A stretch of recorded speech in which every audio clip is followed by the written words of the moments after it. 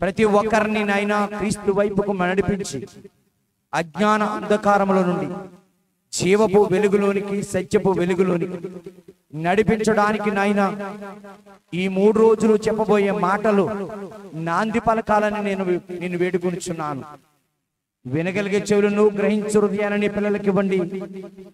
మాట్లాడబోతున్న నాకు నీ ఆత్మ సహాయం అనుగ్రహించి ఆది నుంచి అంచెం వరకు నీ మహిమకరంగా జరిపించమని యేసు క్రీస్తు వారి యొక్క పరిశుద్ధ నామమున ఈ ప్రార్థన అడిగి వేడుకొనిచున్నాము తండ్రి, ఆమేన్. ఈ అవకాశం ఇచ్చిన తండ్రి అయిన దేవునికి, కుమారుడైన యేసు క్రీస్తు వారి ద్వారా కృతజ్ఞతాస్తుతులు చెల్లిస్తున్నాను. అలాగే ఇక్కడ విచ్చేసినటువంటి ప్రియ సహోదరి సహోదరులందరికీ కూడా ప్రభుని యేసు క్రీస్తు వారి పేరట వందనాలు తెలియజేస్తున్నాం. మన ప్రియులు సహోదరులు పోలుపల్లి విజయ్ గారు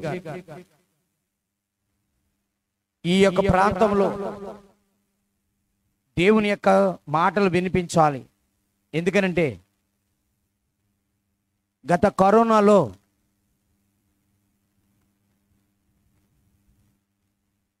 చాలా మంది సోదరులు సోదరిమణులు ఈ వీధిలో చనిపోయి విషాదంలో ఉన్నారు.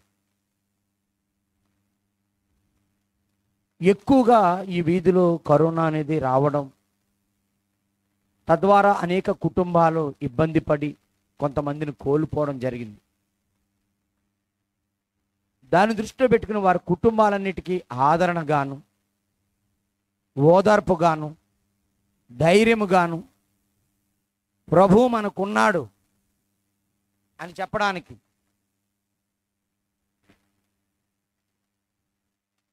వారి కుటుంబాలను బలపరచడానికి పెట్టాలని వారు ఆలోచన చేసి ఖర్చైనా పర్వాలేదు మా వంతుగా నేను సహాయం చేస్తానని మరి యొక్క సభలలో ముందుకు రావడం, దానికి సంఘస్థులు కూడా సహాయ సహకారాలు అందించి ఈ యొక్క సభలో జరగడానికి కారణమైంది.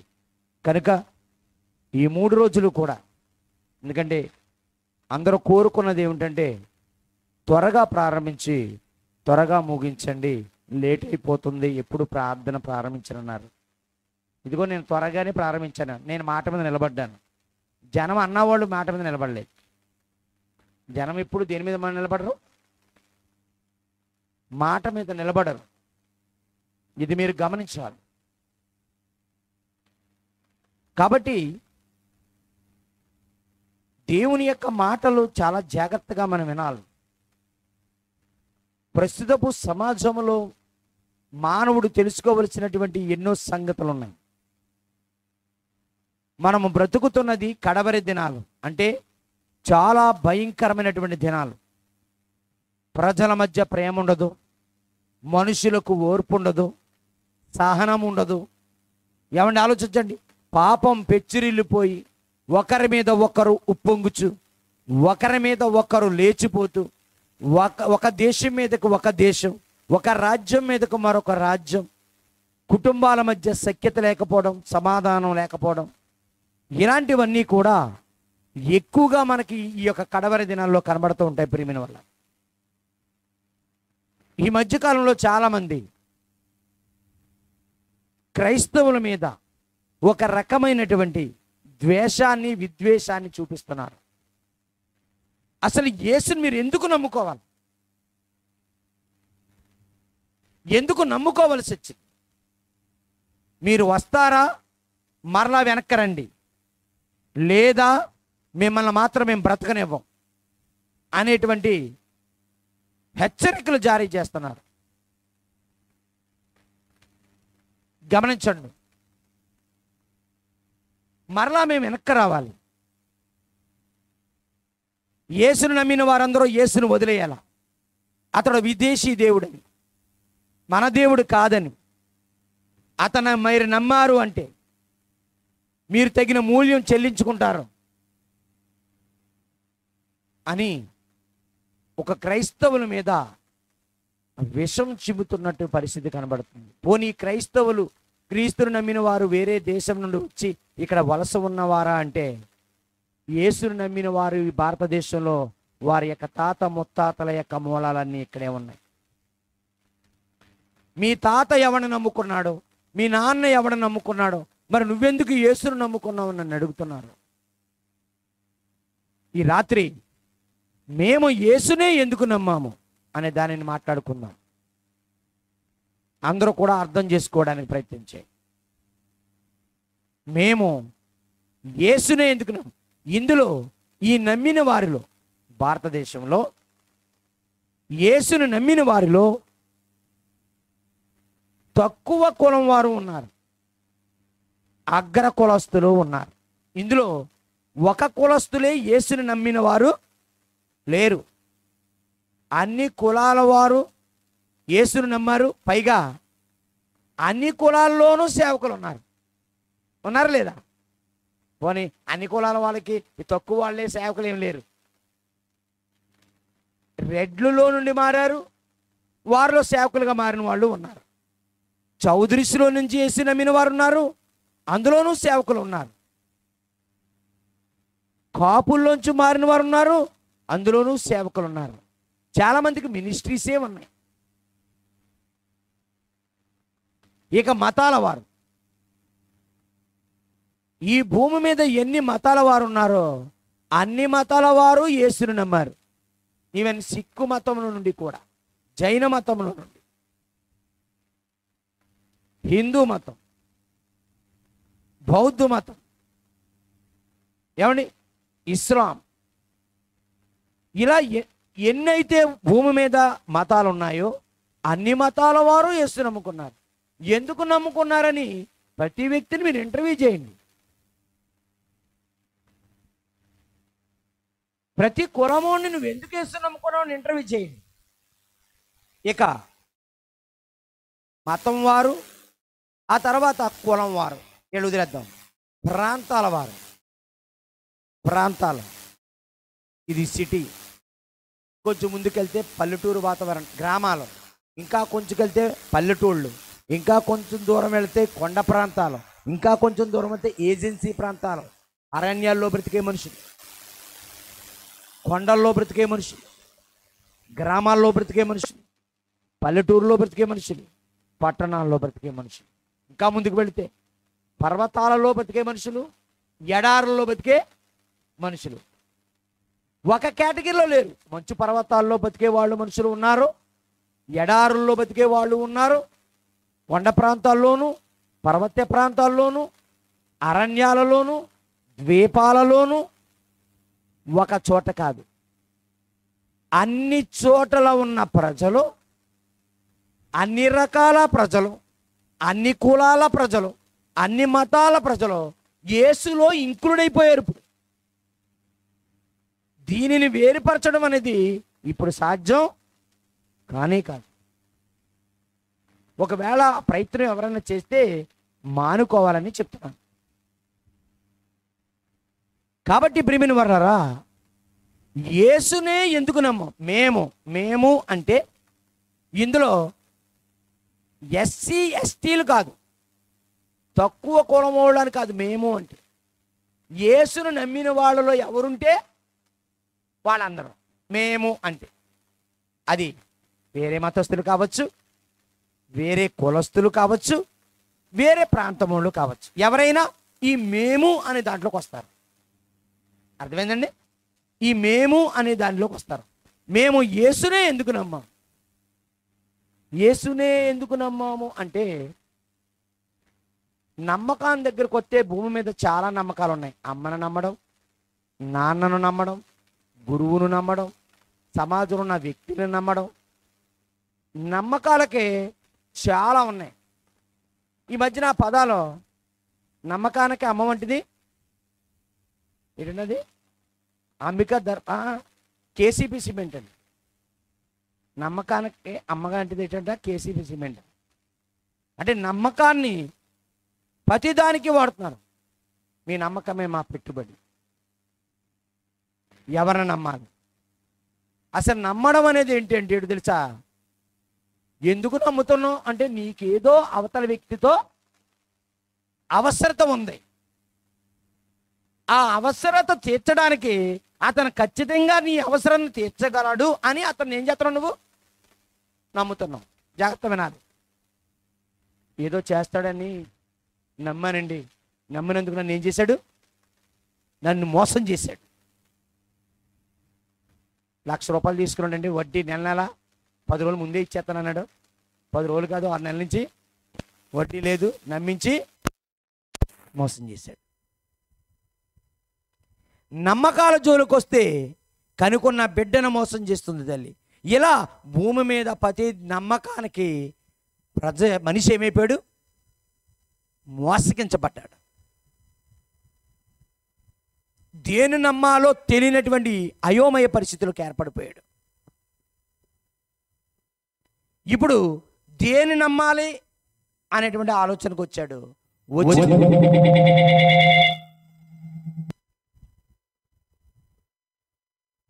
భూమిని, లోకమును, సర్వమును సృష్టించిన దేవుడు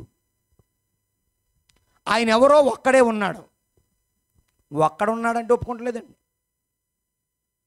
మరి ఎంతమంది ఉండాలి? ఏమండి? రే వెళ్ళరా, మీ నాన్న ఎంతమంది వాళ్ళ పేర్లు ఏంటి చెప్పు అన్నారు అనుకోండి, ఏమంటారండి? జనాభా లెక్కలకు వచ్చారు, ఏమండి అని వచ్చారు. మీ నాన్న ఎంతమంది వాళ్ళ పేర్లు ఏంటి చెప్పండి అనుకోండి, ఏమంటాం? అక్కడ ఏది ఉంటే తెచ్చుకుని ముందు చేస్తాం. నేనేమన్నానండి అండి, మీ నాన్న పేరు చెప్పు అనాల. మీ నాన్న ఎంతమంది వాళ్ళ పేర్లు చెప్పు అనకూడదు. ఎందుకంటే ఎవరికైనా తండ్రి ఒక్కడే. మీ నాన్న ఎంతమంది అని అంటావేటి? మూలం పుట్టించేవాడు ఎంతమంది ఉంటారు? అందుకే కుటుంబానికి తండ్రి ఒక్కడే. ఏ దేశంలోనేనా అసలు మానవ జాతికి ఏ ఒక్కడ పుట్టుకైనా కారకుడు ఒకడే అవుతాడా? 2-3 అవుతారా? ఒక్కడే అవుతాడు. ఒక్కడే అవుతాడు.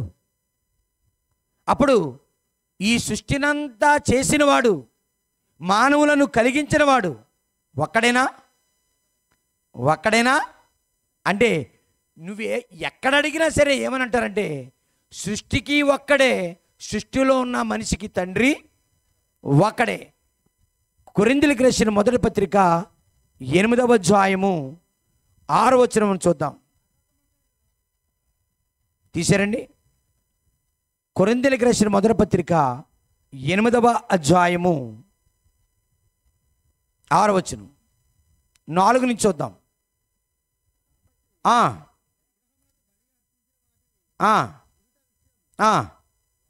లోకమందు ఇంకా కిందకి వచ్చండి.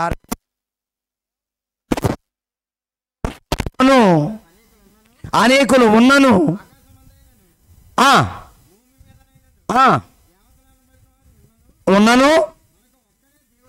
మనకి ఒక్కడే దేవుడు ఉన్నాడు. ఎంతమంది ఉన్నారు? ఒక్కడే. ఎవరిని అడిగినా ఒక్కడే ఎందుకుంటాడు? ఏమండి? ఒక్కడే ఎందుకుంటాడు అంటే మూలం గనక. దేనికైనా మూలం. ముఖ్యమంత్రి ఉన్నాడు, మంత్రులు ఉన్నారు, ఎమ్మెల్యేలు ఉన్నారు, ఎంపీలు ఉన్నారు, కానీ నిర్ణయాలన్నీ ఒక్కడే తీసుకుంటాడు. మీరు ఎప్పుడే చూసినా క్యాబినెట్ ఉంటుంది చూసారా? క్యాబినెట్ మంత్రులు వీళ్ళందరూ ముఖ్యమంత్రి దానికి ఏదంటే ఓకే చేయాలి. అంతేగాని అందరూ కలిసి నిర్ణయం తీసుకున్నారంటే వృత్తిదే. ఆ నిర్ణయం ఎవరిదే? అవు అక్కడదే. మరి ఆయన తరపున నెగ్గారు కనుక ఆయన ఏమంటే అదండి. దాన్ని బయటకు వచ్చి ఏమని చెప్తారు? ఒక్క నిర్ణయం అని చెప్తే బాగోదని క్యాబినెట్ నిర్ణయం తీసుకుంది అంటారు. అంతే. నమ్మకం క్యాబినెట్ తీసుకోదు, ఏమి తీసుకోదు. ఇవన్నీ జగనన్న నిర్ణయాలు అంటారు చూడండి. ముఖ్యమంత్రి నిర్ణయాలు ఆయనే బటన్ నొక్కాడు, ఆయన ఆలోచన ఇది అంటారు. ఎక్కడైనా సరే రాజు ఈరోజు ప్రజల ప్రభుత్వమైనా ప్రజలోనైనా ఒకడే తీసుకుంటున్నాడు నిర్ణయం. ఇంట్లో ఎంతమంది ఉన్నా ఎవరో ఒక నిర్ణయమే నెగ్గుతుంది. అవునండి? ఉంటే భార్య నిర్ణయమైనా నెగ్గేద్ది, లేదా భర్త నిర్ణయమైనా నెగ్గేద్ది. అంతేగాని భర్తతో సగం భార్యతో సగం నెగ్గదు. ఒక్కోసారి నెగ్గితే భార్య నిర్ణయమైనా నెగ్గుతుంది, లేదా భర్త నిర్ణయమైనా నెగ్గుతుంది ఆలోచన. అలాగే ఈ సర్వ సృష్టికి అంటే దేవుడు ఒక్కడే, ఆయన మనకేమవుతాడు? తండ్రి అన్నాడు. ఇప్పుడు ఈ ఒక్కడైనటువంటి దేవుణ్ణి అందరూ నానా రూపాల్లో చూసుకుంటున్నారు. ఎవరే రూపం చూసుకుంటున్నా మనకెందుకు, వదిలేద్దాం. అయితే భారతదేశమే కాదు, ప్రపంచంలో చాలా మంది యేసుని నమ్మారు. ఓన్లీ భారతదేశం ఒక్కటే కాదు, ఎంతమంది ఉన్నారు అని చెప్పాడు. ఆకాశం మీదనను భూమి మీదనను దేవతలను పడేవారు ఉన్నాను అనేకులు ఉన్నారు. అయితే మేము యేసునే ఎందుకు నమ్మాము అంటే, మీకు ఆనాడు దిక్కుమొక్కు లేక బ్రిటిష్ వారు రాకముందు మీ గతులు ఎలాగుండేవంటే, తిండి లేక వస్త్రం లేక ఒక దరిద్రతోనూ నీచులుగాను కుళ్ళిపోయిన మాంసం తింటూ ఒంటి మీద బట్టలు లేక పూరు గుడిసెల్లోనూ పందులకి జంతువులకి తేడా లేకుండా బతికారు. అందుకే మీరు నమ్మారు. వాళ్ళు ఇచ్చేటువంటి డబ్బులు కాసిపడి, బట్టలు కాసిపడి, తిండి కాసిపడి నమ్మారన్నారు. నిజమే. మరి ఈరోజు ఈ రెడ్లు ఎందుకు నమ్మారు, కాపులు ఎందుకు నమ్మారు, చౌదరీస్ ఎందుకు నమ్మారు, అందరు ఎందుకు నమ్మారు? వాళ్ళకి 3 ఎకరాలు ఉన్నాయి. ఈ మధ్యన సినిమా యాక్టర్లు చాలామంది కాలు చేయలాగేసిన వాళ్ళు, హార్ట్ అటాక్ వచ్చిన వాళ్ళు, సినిమాల్లో దెబ్బతిన్న వాళ్ళు, ఏమండి జీవితంలో దెబ్బతినేసిన వారు, వీళ్ళందరూ కూడా ఈ మధ్యన వచ్చి టీవీలో సాక్ష్యం చెప్తున్నారు కదా, ఏదో ఆ యేసు ప్రభు నమ్మిన తర్వాత నేను ఇలా బాగుపడ్డాను. అవునండి. మరి వీళ్ళకి ఏమి లేక నమ్మారు? వీళ్ళకి ఏమి లేక, ఆస్తులు లేక నమ్మారా? ఒంటి మీద బట్టలు లేక నమ్మారా? తినడానికి తిండి లేక నమ్మారా? ఒకవేళ రిజల్ట్ అడుగుదాం, పోనీ కింద స్థాయి వాళ్ళు ఏమీ లేక వాళ్ళు వేసేటువంటి ముష్టి మెతుకులకు అలవాటు పడి, వాళ్ళు వేసే బట్టలకు అలవాటు పడి యేసును నమ్మారు. అదేనా మేము అందుకే యేసును నమ్మామా? ఒకవేళ వాళ్ళు అందుకే నమ్మారనుకుంటే గమనించండి, రాజశేఖర్ రెడ్డి గారు అల్లుడు అనిల్ కుమార్ బ్రాహ్మణ, ఆయనకేం అవసరం? ఆయన ఎందుకు యేసు నమ్మాడు? బ్రదర్ ఏసన్ గారు ఆయన ఎందుకు యేసు నమ్మాడు? ఇంకెవరినైనా ఆర్ఆర్కే మూర్తి బ్రాహ్మిన్, ఆయనకేం అవసరం యేసు నమ్మడానికి? సాధు సుందర్ సింగ్ సిక్కు, ఆయనకేం అవసరం యేసు నమ్మడానికి? జాన్ మంగాచార్యులు, చార్యులు అంటే మీకు అర్థమవుతుంది. ఇంకా జఫన్య శాస్త్రి, వీళ్ళందరూ మారినా ఆ పదాలు ఇంకా తగిలించుకునే ఉన్నారు. ఎందుకనంటే వాళ్ళని అడిగితే మేము ఇందులోంచి మారామని ప్రపంచాన్ని తెలియడం కోసం అంటే ఏదో అన్నారు. చాలా తిప్పలేయాలి పడుతున్నారు, వేరే విషయం అనుకోండి. నేను రెడ్డి కులం నుంచి రక్షింపబడ్డాను, చౌదరీస్ నుంచి రక్షింపబడ్డాను, కాపుల నుంచి రక్షింపబడ్డాను, లేకపోతే ఇందులోంచి రక్షింపబడ్డానని చెప్తున్నారే, వీళ్ళు ఎందుకు యేసుని నమ్మారు? అడగండి అయ్యా, అడగండి. ప్రతి వానికి అవసరత అనేది ఒకటి ఉంటుందండి, జాగ్రత్త వినాలి. అవసరత అనేది ఒకటి ఉంటుంది, కానీ ప్రతి మనిషికి ఒక్కొక్క అవసరత ఉంటుంది. అందరికీ ఒక అవసరత ఉండేది వేరు, ఒక్కొక్క వ్యక్తికి ఒక్కొక్క అవసరత ఉండేది వేరు. దాన్ని పర్సనల్ అంటారు. అంతేనండి, పర్సనల్. చాలామంది కలిసి వచ్చి మీరు వెళ్ళి పండుకొచ్చి వ్యక్తితో మాట్లాడే పని ఉందంటారు. ఏ అని అనుకో, జస్ట్ కొంచెం పర్సనల్. ఆ వ్యక్తితో నీకేముంది? ఏముంది? పర్సనల్. ప్రత్యేకంగా మాట్లాడాల. ఏమిటి అతనితో నువ్వు ప్రత్యేకంగా మాట్లాడేది అంటే, అవతల వ్యక్తితో నీకేముంది? అవసరత ఉంది. జాగ్రత్త వినాలి. అవతల వ్యక్తితో నీకు అవసరత ఉందో ప్రియమైన వాళ్ళారా? అవసరత కొంతమంది ఆర్థికంగా ఉండొచ్చు. డాక్టర్ గారితో అవసరత ఏంటి? వైద్యం కావాలి, ఎందుకంటే నీకు అనారోగ్యం ఉందన్నమాట. లాయర్తో నీకు అవసరత ఏంటి? న్యాయం కావాలి. చూసారా? డబ్బులు ఉన్నవాడితో నీకు అవసరత ఏంటి? అప్పు కావాలి. అదే అందరికీ ఒకే అవసరత ఉందా? లేదు. ఒక్కొక్కరికి మాస్టర్తో విద్యార్థికి చదువు కోసం అవసరత, ప్రతి ఒక్క వ్యక్తికి వాడు అవసరతను బట్టి ఆయా వ్యక్తుల మీద ఏమవుతారు? ఆధారపడతారు. అవునంటారా? మన దేశం వేరే దేశం మీద ఆధారపడలేదా? ఆధారపడింది. వేరే దేశం మన దేశం మీద ఆధారపడలేదా? ఆధారపడింది. ఎందుకు? అవసరతలు అనేవి ఒక్కొక్కరికి, మన దగ్గర నుంచి ఒకటి ఎగుమతి చేసుకుంటే వాళ్ళ దగ్గర నుంచి పెట్రోల్ మనం దిగుమతి చేసుకుంటున్నాం. పెట్రోల్ మన అవసరత. మరి యేసును నమ్మారు అంటే, మేము యేసును నమ్మామంటే, ఇన్ని కులాల వారు, ఇన్ని మతాల వారు, ఇన్ని ప్రాంతాల వారు యేసును నమ్మారంటే యేసుతో వీళ్ళకి ఏంటి అవసరత? దేవత అనబడిన వారు, దేవుళ్ళు అనబడిన వారు లేకనే ఆయన మీద ఆధారపడ్డామా? ఉన్నారా? అనేకులు ఉన్నారు, చాలామంది ఉన్నారు. ఎంతమంది లాయర్లు ఉండగా ఆయన దగ్గరికి ఎందుకు వెళ్ళామంటే ఏమని చెప్తారు? అలా చూస్తున్నారేంటి? గుబులుగా ఉందా? ఫ్యాన్లు ఎట్లేము, అందరికీ డబ్బులే. అమ్మా, ఎంతమంది మీ ఇంటి పక్కన లాయర్ ఉన్నాడు, మీ ఇంటి వెనకలో లాయర్ ఉన్నాడు, అంతెందుకు మీ బంధువులోనే ఒక ఆయన ఉన్నాడు.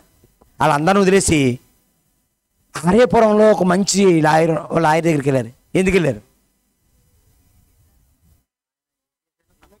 జీవితాంతం అలాగ నోటికి తాళాలు వేసేసుకుని ఉండండి. ఏ అంటే తాళాలు పోనీ అంట, తాళం కప్పలు మిగిలిపోయే పేదాలకి. ఎందుకు వెళ్ళారు? మీకెలా తెలుసు? ఆయన ట్రాక్ రికార్డు ఎలాంటి కేసునైనా సమర్థవంతంగా వాదించగలడు. అందుకని మీరేం చేశారు? ఆయన దగ్గరికి వెళ్ళారు. అంటే మీకున్న పరిస్థితిని బట్టి దాన్ని ఎవరు తీరుస్తారో వెతుక్కున్నారో అది దొరికిన వాడి దగ్గరికి వెళ్ళారు. తప్ప మీ బంధువులు అన్నాడే నేను లేనా అన్నాడు. మీ బంధువులు లాయర్ ఎవరినో దగ్గరికి వెళ్ళారట, నేను లేనా అన్నాడా? మీరేమన్నారు? మీ బంధువుల్లో అతను అన్నాడు, నేను లేనా లాయర్ని, ఎవరికి ఇచ్చారంటే కేసు అని అన్నాడు. మీరేమన్నారు? నువ్వంటే జూనియర్ కదరా, అతని ట్రాక్ రికార్డ్ బాగుంది, అందుకే అతనికి మళ్ళీ నీకు ఇచ్చిన కాడి నుంచి ఓడిపోయిన కాడి నుంచి బాగోదు కదా అని ఇచ్చా. రాజమండ్రిలో హార్ట్ స్పెషలిస్టులు ఉన్నారా? బాగా చేస్తున్నారా? చేస్తలేదా? అని చేద్దాం. మరి హైదరాబాద్ వెళ్ళాల్సిన అవసరం ఎందుకు వచ్చింది? ఇక్కడికంటే ఇంకా హైదరాబాదులో ఉన్నవాళ్ళు చెన్నై వెళ్ళారట. చెన్నైలో ఏదైనా గుండెకే కదండి ఆపరేషను. ఇక్కడికంటే ఇంకా బాగా ఏంటి? మళ్ళీ హైదరాబాద్లో కంటే ఇంకా బాగా చెన్నై ఏంటి? చెన్నైలో చేతులు తీసిందారు. చెన్నైలో అన్నారు అమెరికా వెళ్ళిపోండి అన్నారండి. అమెరికాలో అయితే మాట్లాడండి ఇంకా అంటే రాజమండ్రిలో చేతులెత్తేస్తే హైదరాబాద్లో చేతులెత్తేస్తే చెన్నై వాళ్ళు చేతులెత్తేస్తే అమెరికాలో. నన్ను రక్షించడానికి అందరూ చేతులు ఎత్తేస్తే నేను ఏసు దగ్గరికి వెళ్ళాను. తప్పేంటండి?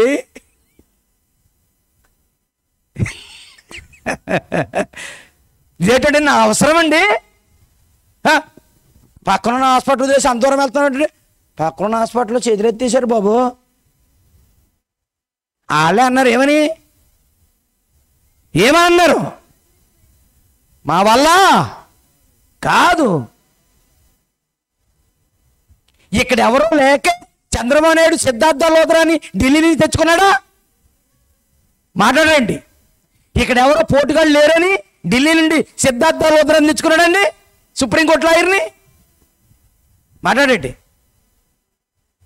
అప్పుడు అందరూ ఇన్సల్ట్ ఫీల్ అవరా? ఎవరు నచ్చలేదు ఆయనకి? ఆయన ట్రాక్ రికార్డు అక్కడ అంత దూరం నుంచి వచ్చాడు. రోజుకు బోర్డు అంత తీసుకుని కేసును ఏం చేశాడు? వాదించాడు. గమనించండి ప్రియమైన వాళ్ళ, యేసునే ఎందుకు నమ్మాలని అడిగితే వాళ్ళు కారణాలు ఉన్నాయి బాబు చెప్పాలంటే. ఎవరు అవసరత అది? నీ అవసరత అక్కడ లేకుండా అక్కడ ఆగిపోయావు. చాలామంది చూడండి, చెన్నై తీసుకెళ్ళానంటే ఇంకా అంత దూరం ఏమి వెళ్తామండి, అక్కడ ఎవరు తెలిసి ఉన్నారండి, ఉంటాడు పోతాడని నిర్లక్ష్యంగా వదిలేస్తావు నువ్వు. అందరూ అలా వదిలేస్తారా? మనిషి మీద ఆప్యాయత, అనురాగం, ప్రేమ ఉన్నవాళ్ళు ఏం చేస్తారు? ఎంత దూరమైనా వ్యక్తిని కాపాడుకోవడానికి తీసుకెళ్తారు. అవునా? ఈ మధ్యకాలంలో ప్రేమలు తగ్గిపోయి ఈ డాక్టర్ గారితో డైరెక్ట్గా చెప్పేస్తున్నారేంటి? ఏదో చెప్పండి, అవుతుంది లేదే లేదు అని. ఇంతకుముందు అలా చెప్పేవాళ్ళు కాదు. ఎంత దూరమైనా తీసుకువెళ్ళి ఆ వ్యక్తిని బతికించుకోవడానికి ఆరాటపడేవాళ్ళం. ప్రియమైన వాళ్ళరా, ఒక్కొక్క వ్యక్తి యొక్క అవసరం ఒకటే. ఎక్కడో ఇజ్రాయెల్ దేశంలో ఉన్న యేసునే నువ్వు ఎందుకు రమ్మావంటే చెప్తాను విని రాత్రి, చెప్తాను వినండి రాత్రి. గమనించండి ప్రియమైన వాళ్ళ, సిద్ధార్థ లోతులను అక్కడి నుంచి తీసుకొచ్చారు, వాదింపజేశారు. ఎక్కడో ఉన్నటువంటి వాళ్ళని తీసుకొచ్చి పెట్టుబడులు ఇక్కడ పెట్టండి, మా దేశాన్ని అభివృద్ధి చేయండి అని అడుగుతున్నాం. ఇక్కడ ఉన్న డబ్బులు ఉన్న వాళ్ళు లేరా? ఇక్కడ ఉన్న వాళ్ళు పెట్టుబడులు పెడితే మనకి దేశం అభివృద్ధి అవదా? ఇవన్నీ మనం ఆలోచన చేస్తుంటే అప్పుడప్పుడు మనం చూస్తుంటాం, చెన్నై నుంచి స్పెషలిస్ట్ వస్తున్నాడు ఇక్కడికి, ఎవరైనా రోగస్తులు ఉంటే పలానా టైమింగ్స్లో ఆ డాక్టర్ గారిని మీరు మీట్ అవ్వచ్చు. కాబట్టి ప్రియమైన వారలారా, ఒక్కొక్కరికే ఉన్నటువంటి సమస్య. కొందరు ఆ సమస్యను గుర్తిస్తారో, కొందరు గుర్తించరు. కొందరు వెళ్ళాలనుకుంటారో, కొందరు ఎందుకులే నిర్లక్ష్యంగా వదిలేస్తారు. మా జీవితం గురించి మేము అలా నిర్లక్ష్యంగా వదిలేసే వాళ్ళం కాదు. మా జీవితాన్ని మేము ఏదో ఒక రకంగా కాపాడుకోవాలనుకున్నాం. ఆ కాపాడేవాడు ఎక్కడున్నాడా అని వెతుక్కున్నాం. జాగ్రత్తగా బైబిల్ గ్రంథాన్ని ఒక్కసారి మనం పరిశీలిద్దాం. ఒక మనిషికి దేవుని అవసరత ఎప్పుడు వస్తుంది? ముందు దేవుని అవసరతను ముందు తెలుసుకుందాం, తర్వాత యేసు యొక్క అవసరతను తెలుసుకుందాం. చూద్దాం. ఆదికాండం 3వ అధ్యాయము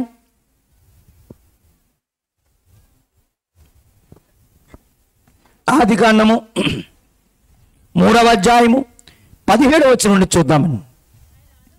ఒక మనిషి కనిపించని దేవుణ్ణి ఎందుకు నమ్ముకోవాలనుకున్నాడు? కనిపించే మనిషిని నమ్మకుండా కనిపించని దేవుని ఎందుకు నమ్మాలనుకుంటున్నాడు?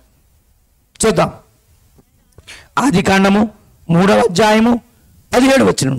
ఆయన ఆదాముతో, నీవు నీ భార్య మాట విని నీవు తినవద్దని నేను ఆజ్ఞాపించిన వృక్ష ఫలాలను తిన్నావు గనక నీ నిమిత్తము ఈ నేల శపించబడి ఉన్నదే. ప్రయాసముతోనే నీ బ్రతుకు దినములన్నీ దేని పంట నేల పంట నీవు తింటావు. అది ముండ్ల తుప్పలను గచ్చల పొదలను నీకు మొలిపిస్తుంది. పొలములోని పంట నువ్వు తింటావు. నీవు నేలకు తిరిగి చేరు వరకు నీ మొఖపు చెమట కార్చి ఆహారం తింటావు. ఏలయనగా నేల నుండి నువ్వు తీయబడితివి గనక, నువ్వు మన్నే గనక తిరిగి మన్నైపోతావు. జెంట్స్ అంతా చీకట్లో అంత దూరంలో కూర్చున్నారేంటి నాకు కనపడకుండా? వాళ్ళు ఏమైనా విలువైబడిన వాళ్ళ ఏంటి? వాళ్ళు వెనకాల ఉన్నవాళ్ళు ఇంకా ఎదరకరండి ప్లేస్లు ఉన్నాయి. ఏంటండి ఎంత చెప్పిన ఇలాగ ఉంటున్నారో? మీ దుంపలు దేక ప్రభు వచ్చిన ఇలాగే ఉంటున్నారేంటి? అలా అలాగే కూర్చున్నారు. ఇంకా ఎదర చైర్స్ వచ్చాయి కదా, వెనకలు వచ్చిన వాళ్ళకి వెనకాల ప్లేస్లో ఉంచండి. బుద్ధిగల కన్యకులు బుద్ధి లేని పురుషులు వస్తారు. ముగిసిపోయి ముందుకి ముగి ప్రార్థనకి ఏం చెప్తారా అని జేబులో చేతులు పెట్టుకుని ఆటోల పక్కన బండ్ల పక్కన. ఈ మధ్యలో కొంతమంది అసలే జనాలు రక్షించుకోలేక సత్తున్నాం అంటే ఆ మాటలు వెనకండి, ఈ మాటలు వెనకండి, అక్కడికి వెళ్ళకండి, ఇక్కడికి వెళ్ళకండి. ఈ గొడవ ఒకటి ఎక్కువైపోయింది. అమ్మ ఎట్టదో అడుక్కు తిన్నావుదని ఏమండి ఇంట్లో కూడెడతలేదంట. ఆకలి తట్టుకోలేక వాళ్ళింటికి వెళ్ళి అడుక్కుంటుంటే వాళ్ళ ఇంటి దగ్గరికి వెళ్ళిపోయి మా అమ్మకు కూడెడతాడు నువ్వు ఎవతలే అని అడిగిందంట. ఏమంటుందండి? నువ్వేట్టుంటే నా దగ్గర అడుక్కోదు కదే అందంట. ఇలాంటి పరిస్థితుల మధ్య ప్రజలను రక్షించుకోవడమే కష్టమైపోతుంటే అందరూ కూడా అంటనట్టుగా ఏంటో ఉంటున్నారు. క్రైస్తవులే ఎలా ఉంటే ప్రపంచానికి క్రీస్తుని గురించి ఎవరండి చెప్పేది? మన బ్రతుకులే సాక్ష్యంగా లేనప్పుడు, మన బ్రతుకులే సాక్ష్యంగా లేనప్పుడు ఎదుటి వాడికి ఏం చెప్తాం? అందుకే క్రైస్తవుడికి రెండింతల శిక్షణ అని చెప్పాడు దేవుడు. ఎవరినైనా వదిలేస్తాడు కానీ క్రైస్తవుని మాత్రం సామాన్యం కుదడు. ఎందుకంటే క్రిస్టియానిటీకి ఎక్కువగా డ్యామేజ్ చేసేది క్రిస్టియానిటీయే. కనుక జాగ్రత్తగా ఆలకించండి. ఒక మనిషికి దేవుడు అవసరత ఎప్పుడు వచ్చింది? ఊరికనే దేవుని ఏమి వీడు నమ్ముకోలేదు. దేవుడు నమ్ముకున్న వాడి ప్రతి వెనకాల ఏదో ఒక అవసరత ఉంది. అలా ఎదురొచ్చాడు కదా, నమస్తే అన్న అన్నాడు. ఏంటి ఆడికి నమస్తే కూర్చోండి అతనుకంటే చూసా మనకు అంత ఇది ఉంది. ఏది లేదులే, నమస్తాకి ఎప్పుడు లాగేస్తాడు ఏదో దానికి వస్తాడు అవసరం. ఉత్తుని కూడా వేస్తాడు నమస్తే. చాలండి ఉత్తులో పలకరించేస్తాను చూడండి. తెలియకపోయినా చెప్పేస్తుంటారు. ఏంటండి ఎప్పుడు పలకరించడం వాళ్ళు ఇవాళ ఎందుకో పలకరించాడంటే ఏదో ఉందన్నమాట. రాజకీయ నాయకులు చూడండి ఇంటింటికి వచ్చి ఒంగొంగు దండలు ఎట్టేస్తున్నారు. ఏ రోజున మళ్ళీ ఎలక్షన్ అయిపోతే ఒక్కడని కనపడతారని. ఆ తర్వాత దండలు ఎట్టేది ఎవరు? మనం పెట్టాలా? ఇప్పుడు ప్రస్తుతానికి 4 రోజులు వాళ్ళు ఎడతారు. వచ్చేసారా అక్కని పిలిచేసారా మిమ్మల్ని? వరసెట్టేసారా అక్క మరేంటి ఒట్టి మరే మర్చిపోకు నన్ను. తర్వాత 5 సంవత్సరాలు నేను ఖచ్చితంగా నేను మర్చిపోతాను. అక్క అన్న మర్చిపోకు. మానవుడి అవసరత. దేవుడంటే ప్రేమ ఉండి నమ్మేలేదు, దేవుడి మీద అవసరత ఉంది. చెప్తున్నాడు ఆదాముతో, నువ్వు నీ భార్య మాట విని నేను తినవద్దన్న పండు నువ్వు తిన్నావు గనక, నా మాట కంటే ఎదుటివాని మాటకే విలువనిచ్చావు గనక ఇప్పుడు నా అవసరత నీకు కలిగిస్తాను చూద్దు. కానీ భవిష్యత్తులో నా అవసరత నీకు లేదన్నట్టుగా బతుకావు. ఇప్పటి కానించి ప్రతి వాడికి ప్రతి వీధిలో పోలీస్ స్టేషన్ అయినా ఉండదేమో కానీ, ఫైర్ ఇంజిన్ అయినా ఉండదేమో కానీ, హాస్పిటల్ అయినా ఉండదేమో కానీ, నన్ను గుర్తు పెట్టుకునే గుడి మాత్రం ఉంటుంది. ఎక్కడ? అడుక్కో గుడి ఉంది. చర్చిలు ఎక్కువైపోయినాయి అంటున్నారు చాలామంది. చర్చిలేనా? ఇటు చర్చే ఎక్కువైపోయినాయా? ఏమండి రోడ్లు పక్కన ఉన్నాయని ఎవరి? అయ్యి దేవుడియే. ఏమండి ఇంటి ముందు టైల్స్ మీద ఎట్టుకున్న బొమ్మ ఎవరిదే? దేవుడిదే. మెల్ల వేసుకున్నది ఎవరిదే? దేవుడిదే. ఉంగరం మీద దేవుడే. ఆలోచించండి. నా జ్ఞాపకం లేనిదే నువ్వు బ్రతకలేవు స్థితికి నేను తీసుకొస్తానన్న దేవుడు. ఇప్పుడు చదవండి. ఆదాముతో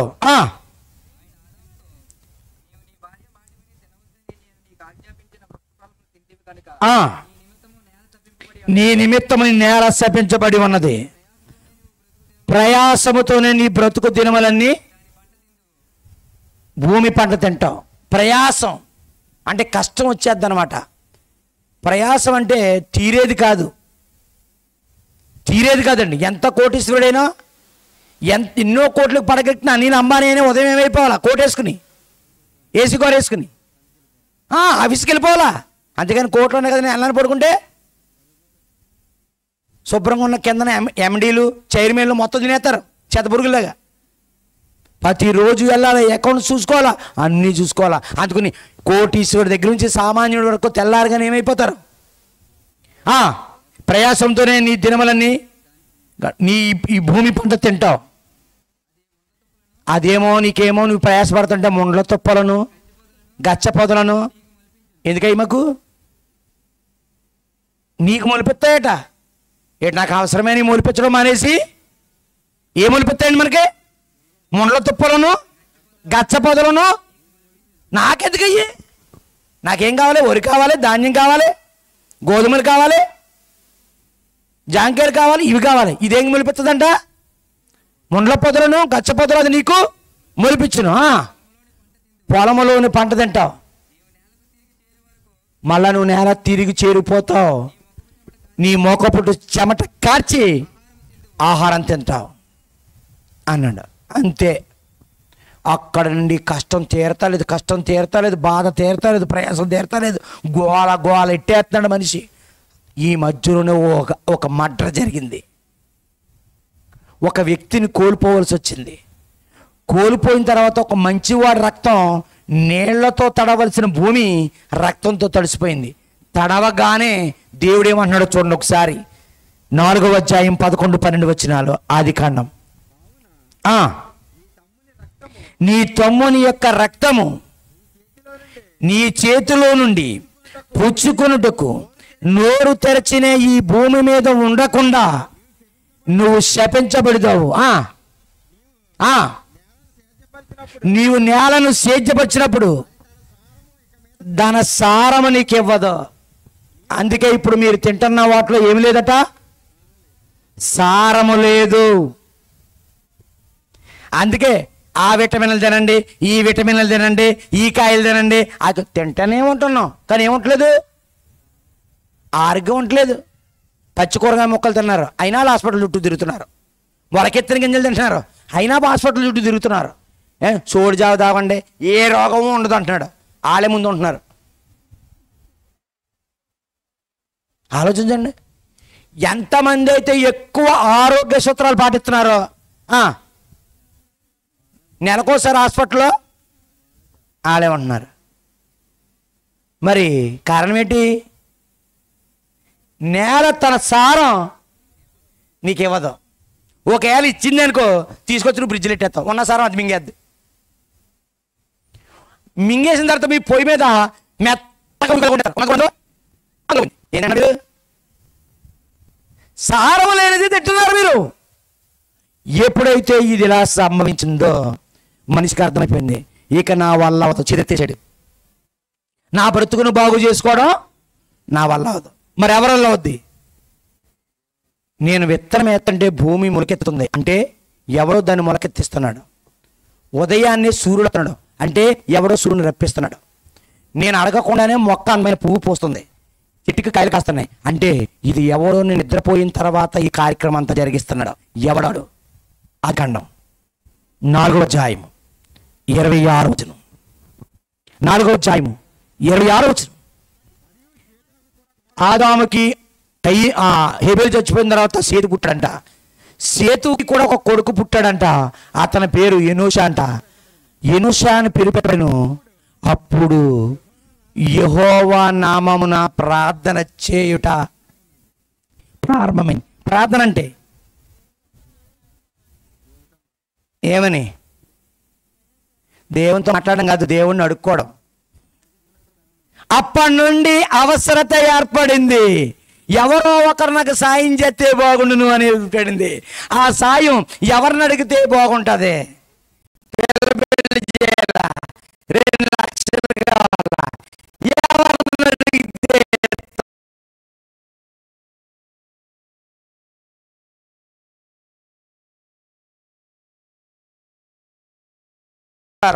ఇల్లు కట్టుకుంటున్నాను, 2 లక్షలు కావాలా? ఎవరిని అడిగితే ఇస్తారు. ఈ స్థలం కొనుక్కుంటున్నాను, 10 లక్షలు కావాలా? ఎవరిని అడిగితే ఇస్తారు. అవసరత ఏర్పడింది. ఇప్పుడు మనిషికి కూడా ఎవరితో? అప్పటికి మనుషులు లేరా? మీతో పాటు 10 మంది కూలి పనికి వస్తున్నారు అనుకోండి. రోజు మీరు కూర్చుని అన్నం తింటున్నప్పుడు, టిఫిన్ చేస్తున్నప్పుడు నాకు 5,000 అప్పు ఉంది, నాకు 10,000 అప్పు ఉంది, 20,000 అప్పు ఉందని చెప్పుకుంటున్నారు. మీ పిల్లకి 2 లక్షలు కావాల్సి వచ్చినప్పుడు ఈ 10 మందిలో ఉన్న వాళ్ళని ఏమన్నా అడుగుతారా? బయట వాళ్ళని ఏమన్నా అడుగుతారా? మీరు ఎవరు మాట్లాడలేదు? మీరు ఏమన్నా మాట్లాడకూడదని నాతో ఏమన్నా ఒప్పందం చేసుకున్నారా?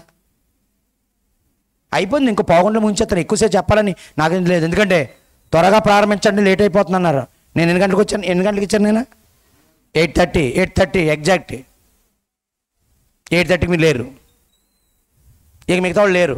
లాస్ట్ రోజు వస్తారు ఇలా జేబులో చేతులు పెట్టుకుని. ఫస్ట్ రోజు ఎలా ఉంది రిజల్ట్? ఎలా కొంటా? నీకు ఎందుకు నీకెందుకు అంటే లాస్ట్ వస్తుంది అలాగలగలగండి అంటే మా పాస్టర్ గారు వెళ్ళొద్దన్నారు, అందుకు మానేశాను.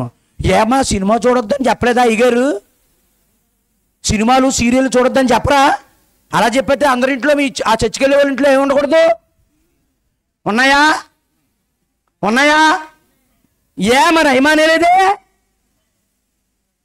అయ్యమానే.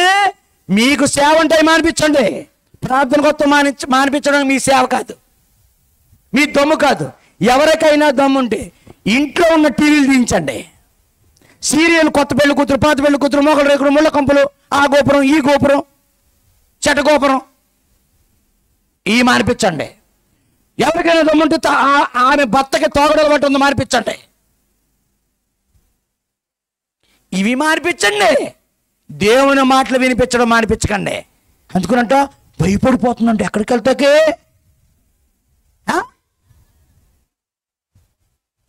ఎంత అన్యాయం అండి. వదిలేస్తాడా దేవుడు వారిని వీరిని? వదిలేస్తాడా దేవుడు వారిని వీరిని? కడవర దినాల్లో కొన్ని మాటలని చెప్పి రాబోయే ఉగ్రత నుండి రక్షించాలని ఎన్ని తిప్పలాడుతున్నామండి. ఇందులో తప్పేమని ఉంటే 3 రోజులు ఎవరైనా నన్ను అడగండి, నేనేదైనా తప్పు చెప్తే. ఎనీబడి పలాందు తప్పు చెప్తున్నారు కనుక మేము ఆ మాట అనవలసి వచ్చిందని ఎవరైనా సరే తీసుకురండి. నేను తప్పు చెప్పారంటే ఇక్కడే ఈ మేసం ఈ గుండె గుంజుకొని ఇక్కడ కూర్చుంటాను. ఒకవేళ గాడిద ఉంటే గాడిద కూడా తీసుకురండి, 4 వీధులు తిరిగేస్తాను.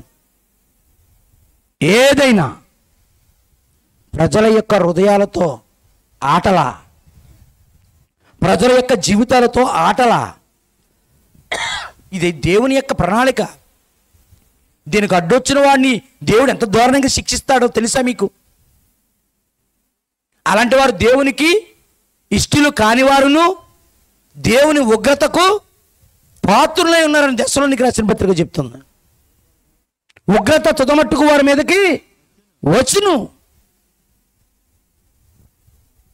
ఏది పవన్ కళ్యాణ్ వస్తున్నాడు వెళ్ళొద్దని చెప్పండి, వీళ్ళకి. జగన్ గారు వస్తారు వెళ్ళొద్దని చెప్పండి, బాబు గారు వస్తున్నారు వెళ్ళొద్దని చెప్పండి. రేపొద్దున డబ్బులు ఇస్తారు ఓటుకి, తీసుకోకండి అమ్మా. ఎవరన్నారంట తీసుకుని చర్చలో సందలేసండి అని. ఈ విధంగా కూడా వదలరా? ఇటు తీసి ఇంకా నేను దశం భాగం ఉండలేదు, అందులో మొత్తం వేసేయమన్నారు. ఎవరైనా ఎత్తే ఏం చేయాలి? అది అవినీతి సొమ్ము. అవునమ్మా? అమ్మా, ఓటు అంటే మనల్ని మనం బాగు చేసుకునేది, పాడు చేసుకునేది కాదు. ఎవరైనా డబ్బులు ఇస్తే ఏమనండి? మాట వస్తలేదు ఏంటండి, మాకు చిల్లెడతకు వచ్చారా మీరు? అవినీతికి పాల్పడుతున్నావు అంటే నువ్వు కూర్చున్న కొమ్మనే నువ్వే నరుక్కుంటున్నావని లెక్క. గౌరవంగా ఉండాలా, గౌరవంగా బ్రతకాలా. మన జీవితాన్ని మనమే ఎందుకు నాశనం చేసుకుంటాం? మీ ఆయన గారికి హార్ట్ ఆపరేషన్ చేస్తున్నారు, 1,00,000 రూపాయలు అడిగారు అని డాక్టర్ గారి దగ్గరికి వెళ్ళి 1,00,000 రూపాయలు తెస్తానండి, మా ఆయన గారు తెలియకుండా 20,000 నాకు కమిషన్ ఇస్తారని అడిగారు అనుకోండి.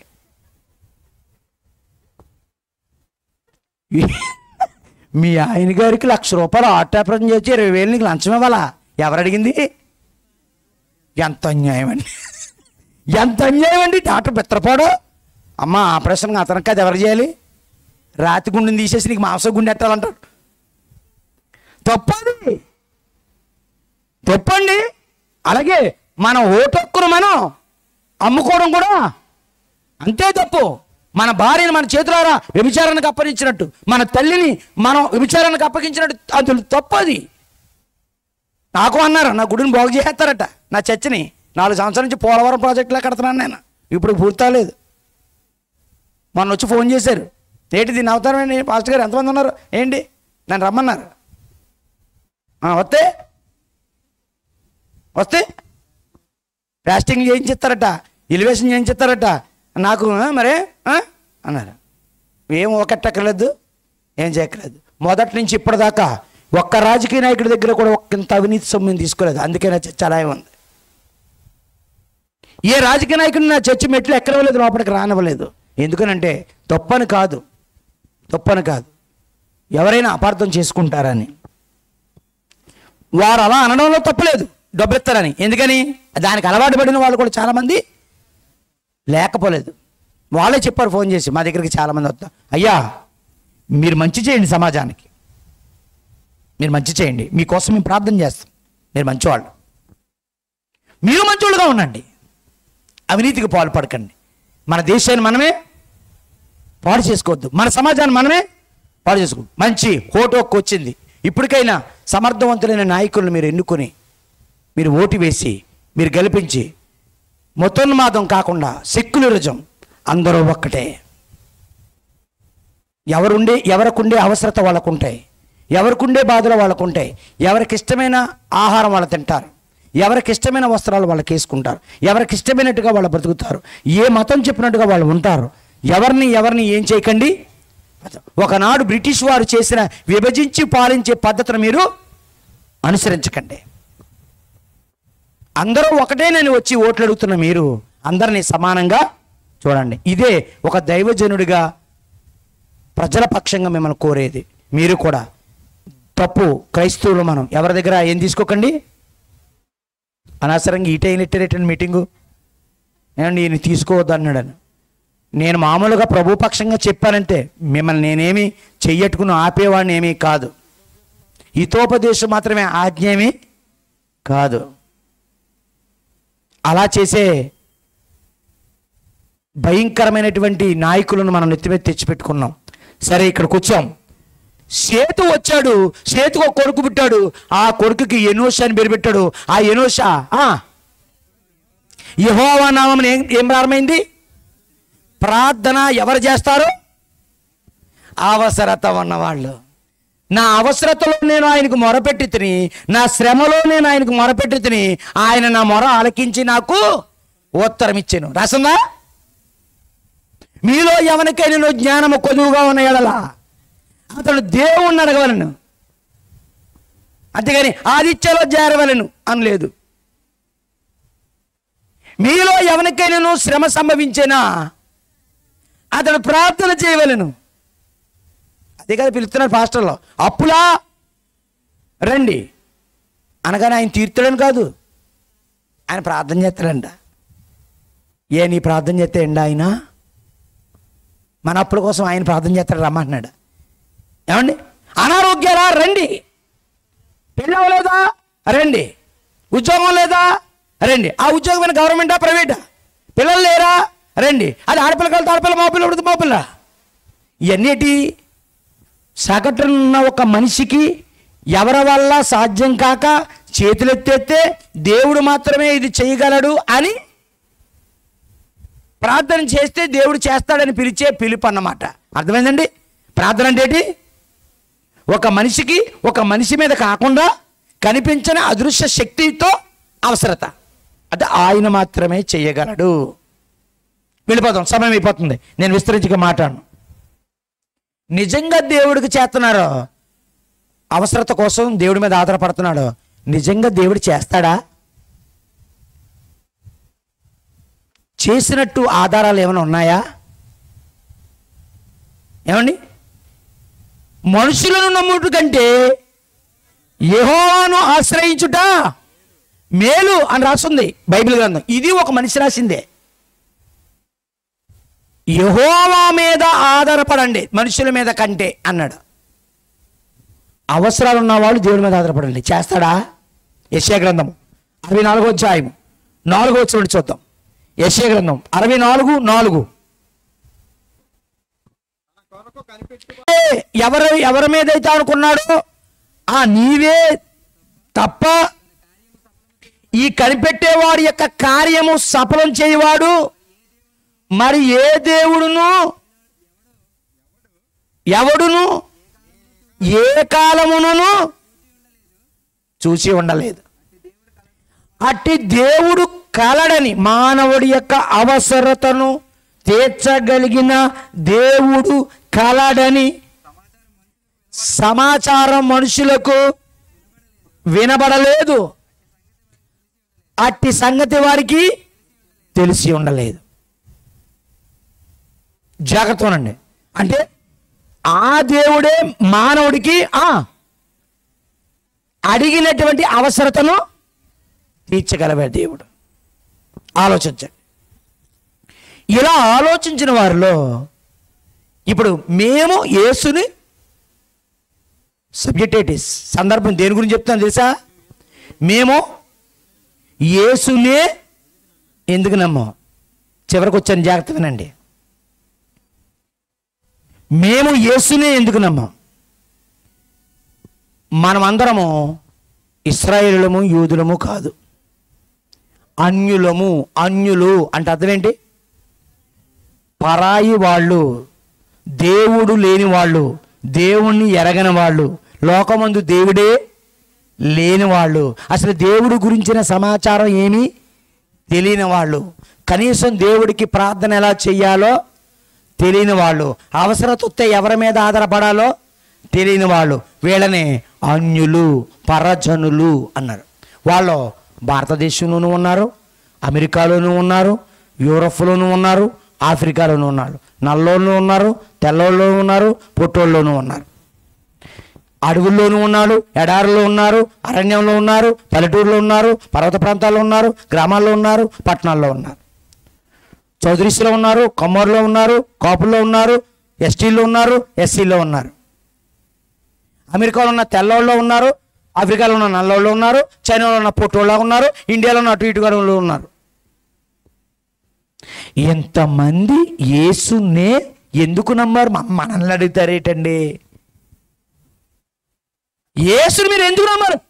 మమ్మల్ని ప్రపంచాన్ని అడగండి. మా ప్రపంచం ఫోటోలు ఏందైనా లైట్స్ ఆఫ్ చేయండి. ఏమండి, ఒక్కసారి ఒక రిఫరెన్స్ చదువుతాం, ఇంతలో మీరు రెడీ చేసుకోండి. మత్తయి సువార్త 4:12.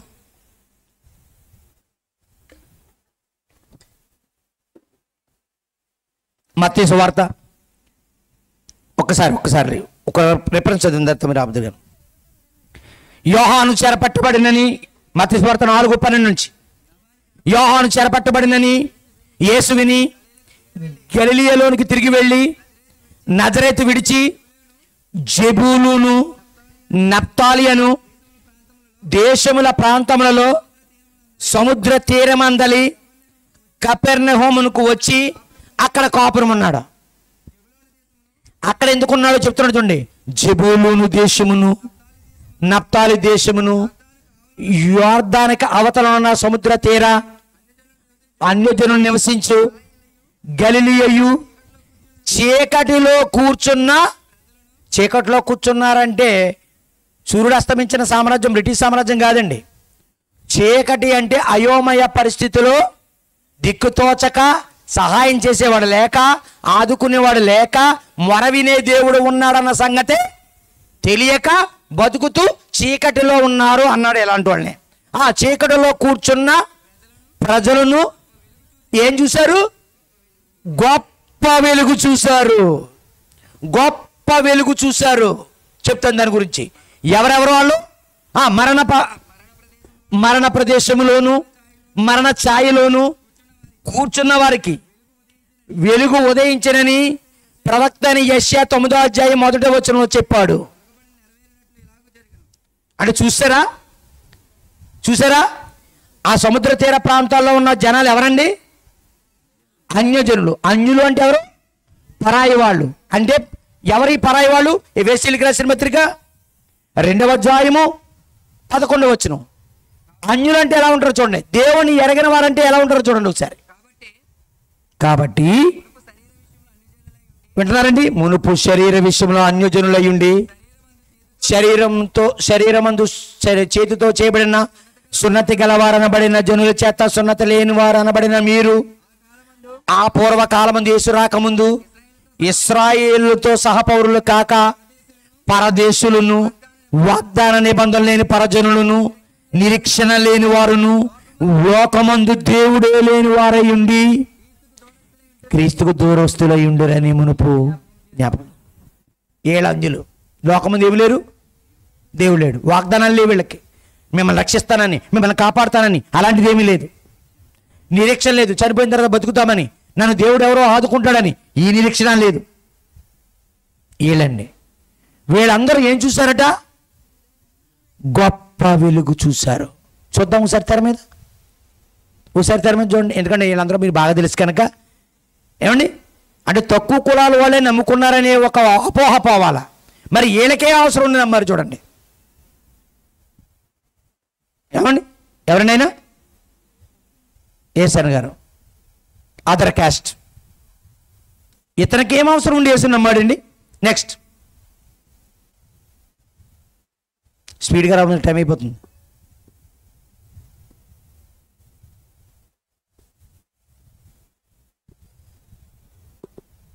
ఎవరు వచ్చారు? నాకేం కనబడతలేదు. ఎవరండి? రాజా. ఏమండి సినిమాల్లోకి వచ్చాడంటారా? పోనీ యాక్టరు, అగ్రకులస్తుడే, అతనికి ఏం అవసరం వచ్చాడు? పోనీ వచ్చాడు, బట్టలు లేక వచ్చాడా, తిండి లేక వచ్చాడా, ఏమొచ్చాడు? ఈరోజు క్రైస్తవుల మీద ఇన్ని దాడులు జరుగుతున్నప్పుడు మరి వెనక్కి వెళ్ళిపోపోడా? ఇంకా ఎందుకు నిలబడి? పైగా పాస్టర్, అప్పుడు వేరే కులస్తుడే కాదు, యాక్టరే కాదు, ఇప్పుడు ఎవరు? యాక్టర్ నుంచి ఎందుకు వచ్చాడు? పాస్టర్. స్పీడ్గా. ఆయన ఎవరు? ఏ శాస్త్రి? జఫన్య శాస్త్రి. ఇతడు అతనికి అదర్ క్యాస్టే. ఆల్రెడీ సోషల్ మీడియాలో యాక్టివ్గా సువార్తలో ఉన్నాడు. నెక్స్ట్, ఆయన ఎవరు? మొట్టమొదటి బ్రిటిష్ వారికి ట్రాన్స్లేట్, వారు చెప్పే వాక్యాన్ని ఎదుటి వారికి ట్రాన్స్లేట్ చేయడానికి వెళ్ళిన ఒక బ్రాహ్మిన్. బైబిల్లో తప్పులు ఉన్నాయి తట్టుకుని వాళ్ళకి చెప్దామని వెళ్ళి తన తప్పులే బైబిల్ చూపించిందని సిగ్గుపడి బైబిల్ నేర్చుకుని రేడియోలో వాక్యం చెప్పి అనేక మందిని ప్రభు తట్టుకు తిప్పినటువంటి గొప్ప సువార్థికుడు ఆర్ఆర్కే. ఎవరండి ఆయన? బ్రాహ్మిన్, ఆచార్య ఆర్ఆర్కే మూర్తి. ఇతడు అదర్ క్యాస్ట్ బ్రాహ్మిన్. అయిపోయినా? ఆయన ఎవరండి? జాన్. జాన్ అనేది క్రిస్టియన్ పేరు. మంగా చార్యులు, జాన్ మంగాచార్యులు. ఇతను ఎవరు? Other caste. ఏం చేస్తున్నాడు? పాస్టర్ గారు, సువార్థికుడు, క్రీస్తుని ప్రకటిస్తున్నాడు. అయిపోయినా? ఇంకొక ఆయన ఉన్నాడని చూద్దాం. సాధు సుందర్ సింగ్. సింగ్ అంటే సిక్కులు. ఏమండి ప్రారంభం ఎప్పుడో అతను చచ్చిపోయేవాడికి మేము పుట్టామో లేదో తెలియదు. నా చిన్నతనంలో ఇతని సినిమా ఏదో స్టోరీ వేసేవారు, బైబిల్ చింపేసి పొయ్యిలో వేసేస్తూ ఉంటే ఒక పేజీ ఎగురొచ్చే ఆయన దగ్గరికి. ఆ పేజీలో ఉన్న వాక్యం అతను చదివినప్పుడు దాన్ని చదివి అతను మారాడట. సువార్థికుడు. అతనికి ఎవరో బైబిల్ పంచిపెడితే ముక్కలకే చింపేసి పొయ్యిలో వేసేస్తే అందులో ఒక పేపర్ ఎగురొస్తే అందులో ఉన్న ఒక మ్యాటర్ అతను మార్చింది అని. ఆ తర్వాత సిక్కు సమాజం అతన్ని ఎంతో బాధపెట్టి ఒక నీళ్ళ లేని పాములు తేళ్లు ఉన్నటువంటి ఓ భయంకరమైన నేల బావిలో పడేశారు ఆయన్ని. ఎన్నో చిత్రహింసలు పెట్టారు ఆయన్ని. ఆయనకి ఏం అవసరం? మారాడు. అన్ని చిత్రహింసలు పడి యేసుని నమ్మి ఎందుకు బోధించవలసి వచ్చింది? సాక్ష్యం చెప్పాడు. గమనించి చాలా లైట్ సార్. ఆయన ఎవరండి? ఏ దాసు? ఆయన ఎవరు? ఆయన పాస్టర్ గారు, సేవకుడు. ఆయన అదర్ కష్టకాలం. మరి ఆయన ఏం కాదు నాకు తెలీదు. లైట్స్ ఆన్ చేయండి. నేను ఇవన్నిటినీ మనం ఆలోచిస్తుంటే వీళ్ళకి యేసుతో ఏటి అవసరం? మేము యేసుని ఎందుకు నమ్మాం?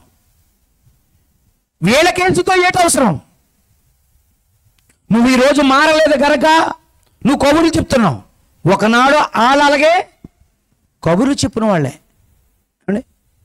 ఎవరి మో చేతి కింద నీళ్ళు తాగే అవసరం నాకు రాలేదు, ఎవరి కాళ్ళు పట్టుకోవాల్సిన అవసరం నాకు లేదు, ఎవరి గుమ్మం దగ్గరికి వెళ్ళి టీ తాగవలసిన ఈ మాట్లాడినారు మీరు ఎప్పుడైనా? ఆ తర్వాతే పిల్ల టీ చుక్కుంటే ఇయ్యమ్మ. ఏ చొక్కేటి ఏం సరిపోద్ది? నరకంలో ధర్మద్రుడు అడిగినట్టు అడిగింది. ఏమండి ఏ చొక్క ఇవ్వాలట? మోసేతి కింద ఏం తాగదట? ఇప్పుడు ఏం తాగితే వచ్చింది? నా బతుకు బాగోపోయి నీ దగ్గరికి వచ్చి రూపాయి అడగదంట. రూపాయి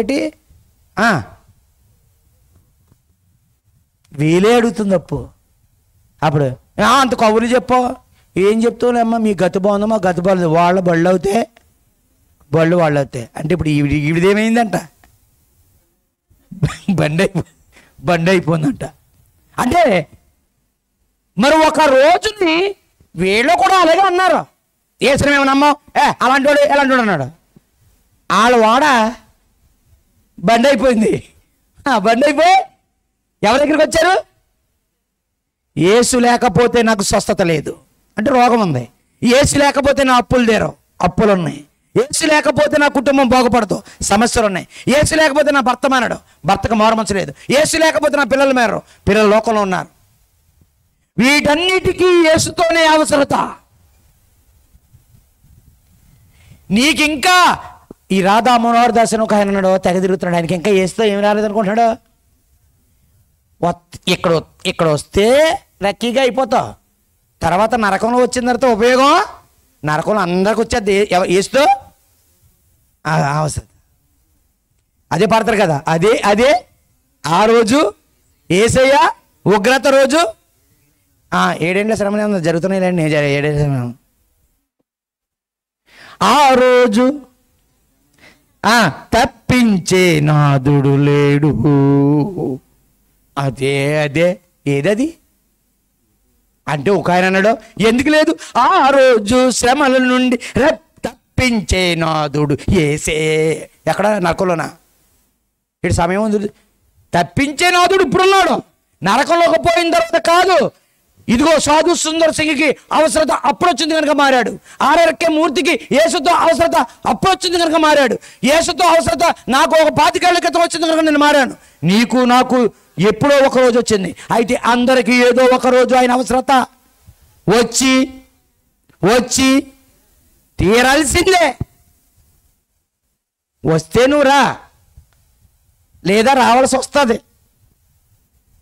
నువ్వు రావటం వేరు, రప్పించడం వేరు. అంతేనండి.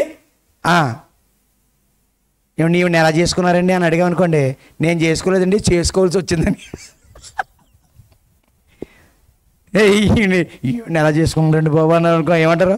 అబ్బాయి నేను చేసుకోలేదండి ఆ టైంలో అంటే అప్పుడు పరిస్థితులు మరి చేసుకోవాల్సి వచ్చిందండి. అలాగే వేసిన ఎలా నమ్మారండి మీరు? నేను నమ్మలేదండి. ఏటంత అవసరత అంటే 4 రోజులు టైం ఇచ్చారండి, 4 రోజులు బతుకుతాడు లేతే పోతాడన్నారు. మాకు తెలిసిన వాళ్ళు ఒక ఆయన పాస్టర్ని తీసుకొచ్చారు. అయ్యా ప్రభువుని అడగండి మీరు, ఒకవేళ ఆయన ఏమైనా చేస్తాడేమని. అప్పుడు మనసుతో పాటు మా బంధువులు ఎవరో చెప్పారయ్యా, యేసయ్యా నువ్వు ఉంటే నన్ను బాగుపడుచు, బాగుపడితే నీ సాక్షిగా బతుకుతాను అని అన్నాను. దేవుడి దయ వల్ల ఆపరేషన్ సక్సెస్ అయింది, బతికాను. గనుక వచ్చానా? రావాల్సి వచ్చిందా?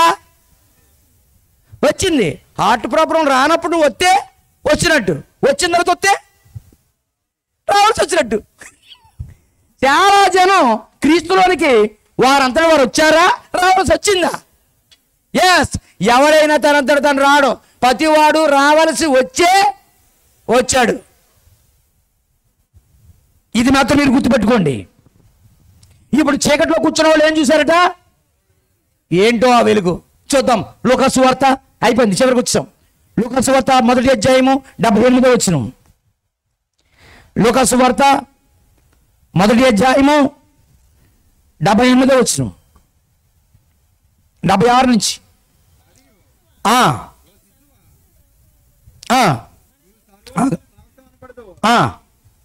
మన దేవుని మహావాస్యమును బట్టి వారి పాపములను క్షమించడం వలన తన ప్రజలకు, నేను చదువుకుంటాను, తన ప్రజలకు రక్షణ జ్ఞానమును ఆయన అనుగ్రహించినట్లు ఆయన మార్గములను సిద్ధపరచుటకై నీవు ప్రభువును ముందుగా నడుతువు, ప్రభువుకు ముందుగా నడుతువు.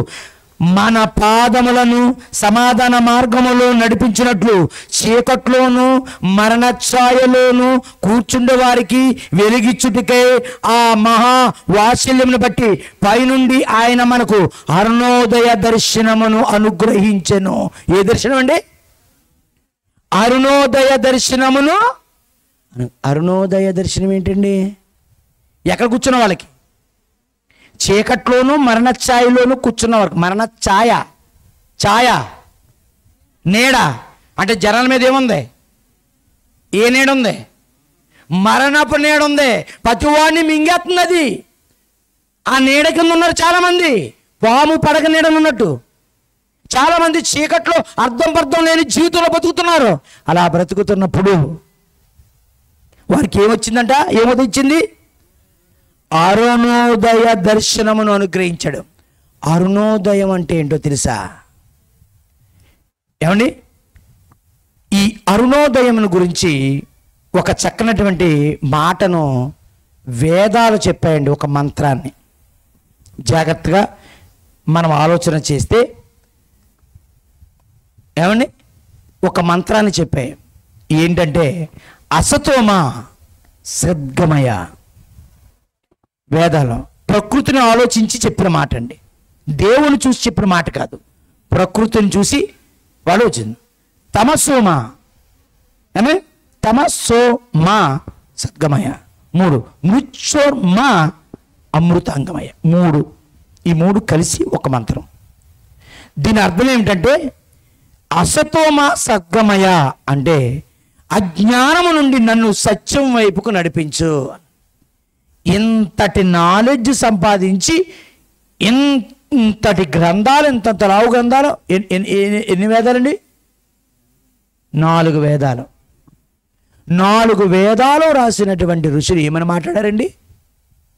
ఓ దేవుడా, అజ్ఞానము నుండి నన్ను సత్యం వైపుకు నన్ను నడిపించు. అంటే ఇవన్నీ ఆలోచించగా వాళ్ళకి సత్యం అంటూ ఒకటి ఉంది, అక్కడ నన్ను నడిపించు అనేది అర్థమైంది. 2 తమసోమ జ్యోతిర్గమయ అంటే చీకటి నుండి నన్ను వెలుగులోనికి నడిపించు. అంటే ఎక్కడ ఉన్నారని బైబిల్ కూడా ఏం చెప్పింది? చీకట్లో ఉన్నారని. వాళ్ళు ఏం చెప్తున్నారు? చీకట్లోనే ఉన్నారని. నేను ఎవరిని విమర్శించట్లేదండి, ఉన్నా చెప్తున్నాను అంతే. 2 మృత్యోర్మ అమృతాంగమయ. మృత్యువు నుండి నన్ను అమరత్వం వైపుకు నడిపించు. మరణఛాయ గల ప్రదేశంలో ఉన్న వారికి అరుణోదయము ఉదయించింది. వచ్చినాయి 3 ఏమండి? అసతోమ సద్గమయ, తమసోమ జ్యోతిర్గమయ, మృత్యోర్మ అమృతాంగమయ. అజ్ఞానం నుండి సత్యం వైపుకు మళ్లించు, చీకటిలో నుండి వెలుగులోనికి మళ్లించు, మరణంలో నుండి జీవంలోకి నడిపించు, అమృతంలోకి నడిపించు. ఈ 3 బైబిల్ కూడా చెప్పింది. చూడండి, కీర్తనల గ్రంథము 43వ అధ్యాయము 3వ వచనం. కీర్తనకారుడు అంటాడు చూడండి, 43వ అధ్యాయము 3వ వచనం. అసలు నీ వెలుగును నీ సత్యమును బయలుదేరజేయము, అవి నాకు త్రోవ చూపును, అవి నీ పరిశుద్ధ పర్వతమునకును నీ నివాస స్థలమునకును నన్ను తోడుకుని వస్తాయి. ఎక్కడికి? నీ పరిశుద్ధ పర్వతం. దేవుడు ఎక్కడ కూర్చుంటాడు? బైబిల్ చెప్తున్నా, సభాపర్వతం మీద నువ్వు కూర్చుందును, మహోన్నతుల కంటే గొప్పగా నీ ఉండే పర్వతం దగ్గరికి నన్ను తోడుకుని వస్తాయి. ఏటయ్యి? కోర్టు సమన్లు పంపిస్తే ఎవరొస్తారు ఇంటికి తీసుకురమ్మని? కోర్టు సామాన్లు పంపించడం అంటే రెంచులును ఏమండి, లేకపోతే సప్లై సామాన్లు కాదు, సామాన్లు కాదండి, సమన్లు. ఇవన్నీ ఇప్పుడు వాడతలేదండి, కానీ కోర్టే వాడుతుంది. ఏమండి, పలానా వాడు 2-3 వాయిదాలకు రాలేదు, అప్పుడు కోర్టు ఏం చేద్ది? అరెస్ట్ చేయమని సమన్లు జారీ చేద్ది. అప్పుడు ఎవరు వస్తారు? 2 పోలీసు వారు వస్తారు. వస్తారు, మీరు వెళ్ళండి ఊరుకోరు, దగ్గరుండి తీసుకురామన్నారు. రేపు మిమ్మల్ని కోర్టులో హాజరుపరచాలి. అర్థమైందండి? ఇప్పుడు మనిషిని తోడుకు రావడానికి, నన్ను నీ దగ్గర తోడుకొత్తాకే నాకు 2 పంపించంటున్నారు. నీ దగ్గరికి నన్ను తీసుకొత్తాకే 2 పంపించు. ఎవరాళ్ళిద్దరూ? నీ వెలుగును నీ సత్యమును బయలుదేరజేయము, అవి నాకేం చేస్తాయి అంటే నీకేం తెలీదు. మరి దేనికి తెలుసు? దేనికి దేవుడున్న త్రోవ తెలుసు. దేవుడుండే చోటు దేనికి తెలుసు? వెలుగుకి సత్యమునకు తెలుసు. నేనే మార్గమును సత్యమును జీవమును, నా ద్వారానే తప్ప ఎవడును దేవుని యొద్దకు రాడు. వెలుగెవరు? నేను ఈ లోకంలో ఉన్నప్పుడు నేను వెలుగుని, ఆయనలో జీవం ఉండేను, ఆ జీవం మనుషులకు వెలుగును. ఏసెవరు? నేనే సత్యము, నీ వెలుగును నీ వాక్యము నా పాదములకు దీపమును నా త్రోవలకు వెలుగైనది. సత్యమందు వారిని ప్రతిష్ఠ చేయము, నీ వాక్యమే సత్యము, నీ వెలుగును నీ సత్యమును బయలుదేరజేయము. అసతోమ సద్గమయ, అజ్ఞానము నుండి సత్యం వైపు మళ్ళించు. సత్యం ఎవరు? యేసుక్రీస్తు వారు. తమసోమ జ్యోతిర్గమయ, చీకటి నుండి వెలుగు నడిపించు. వెలుగెవరు? నేను ఈ లోకమునికి వచ్చిన లోకములో వెలుగును. మృత్యున్మా అమృతమయ, మృత్యువు నుండి అమరత్వం నుండి నా మాట విని నన్ను పంపిన వాడు యందు విశ్వసించిన వాడు నిత్య జీవం గలవాడు. వాడు తీర్పులోనికి రాక మరణములో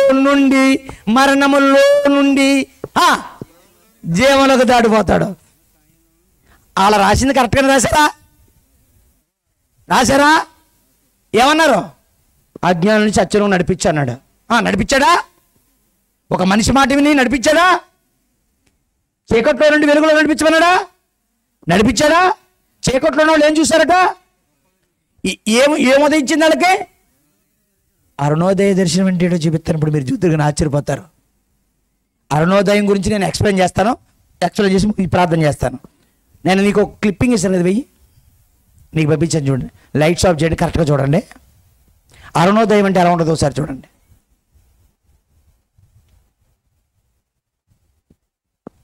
అరుణోదయం అంటే ఎలా ఉంటుందో ఒక్కసారి మీ బైబిల్ నుంచి చూడండి.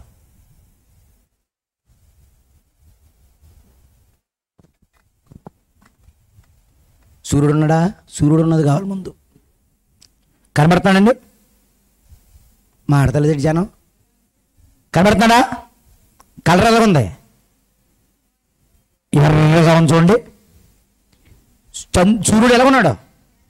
ఎర్రగా ఉన్నాడు చూడండి. అరుణ అంటే ఎరుపు అని అర్థం అండి. అరుణ అంటే ఎరుపు, అంటే అరుణ అంటే ఎర్రనావిడని అర్థం. ఆవిడ ఎర్రగొన్న లేకపోయినండి, అది అర్థం అదే. అరుణోదయమును ఉదయించను. అరుణోదయానికి ఏంటి ప్రత్యేకత? ఇంకో విజువల్ చూద్దాం. ఎలా ఉన్నాడండి? ఆగండి, అలా ఉంచాడు.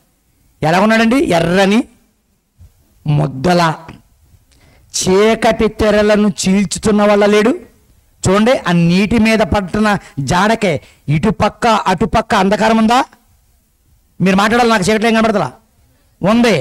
ఆ చీల్చుకుని వచ్చినట్టుగా కనబడతలేదు ఆ ఎరుపు జార. ఆ పక్కన ఉన్న చీకటంతా మాయమైపోయి ఒక ఎర్రని ముద్ద ఆ చీకటి తెరలను చీల్చుకుని ఎంత అందంగా కనబడుతున్నాడో చూడండి, ఎంత గొప్పగా కనబడుతున్నాడో చూడండి. నెక్స్ట్, ఇప్పుడు వాతావరణం చూద్దరు కానీ ఆ ఎరుపు రాగానే ఎంత బాగుంటుందో చూడండి. అదిగో పైకి పెద్దదేవన్నీ నేను, అదిగో అరుణోదయ కాంతది. తెల్లవారగానే ఈ టైం మనం చూడంలేండి. ఈ టైం మన 8 గంటలకి అయితే కానీ అరుణోదయం అయిపోయి మిట్ట మధ్యాహ్నం అయిపోతుంది మనకి. ఏమండి, ఉదయం తినవలసిన టిఫిన్ 11 గంటలకే, 11:30 తినవలసిన భోజనం 2 గంటలకే తింటూ ఉంటాను. టైం మారిపోయింది మరి. ఏమండి, అది ఎంత తెల్లవారుజామునండి? ఇంచుమించు 5:30, 6 ఆ ప్రాంతాన్ని జరిగేటువంటి దాన్ని ప్రాతకాలం అంటారు కదండి. అని నేను చెబుతాను, అదే అలాగే ఉంచండి. నేను చెబుతాను.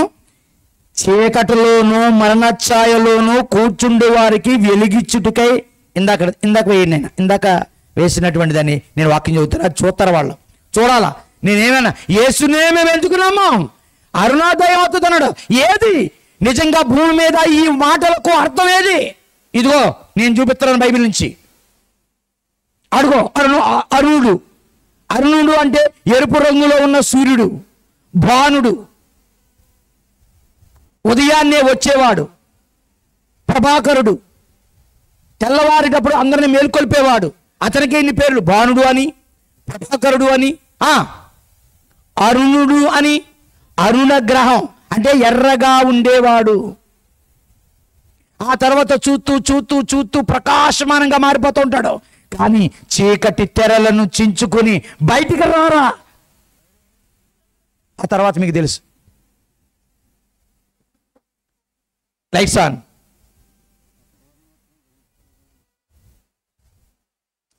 చీకటి తెరలను చించుకుంటూ బయటకు వచ్చినటువంటి భానుడు ఎవరండి? ఏ ఉదయం? అరుణోదయం.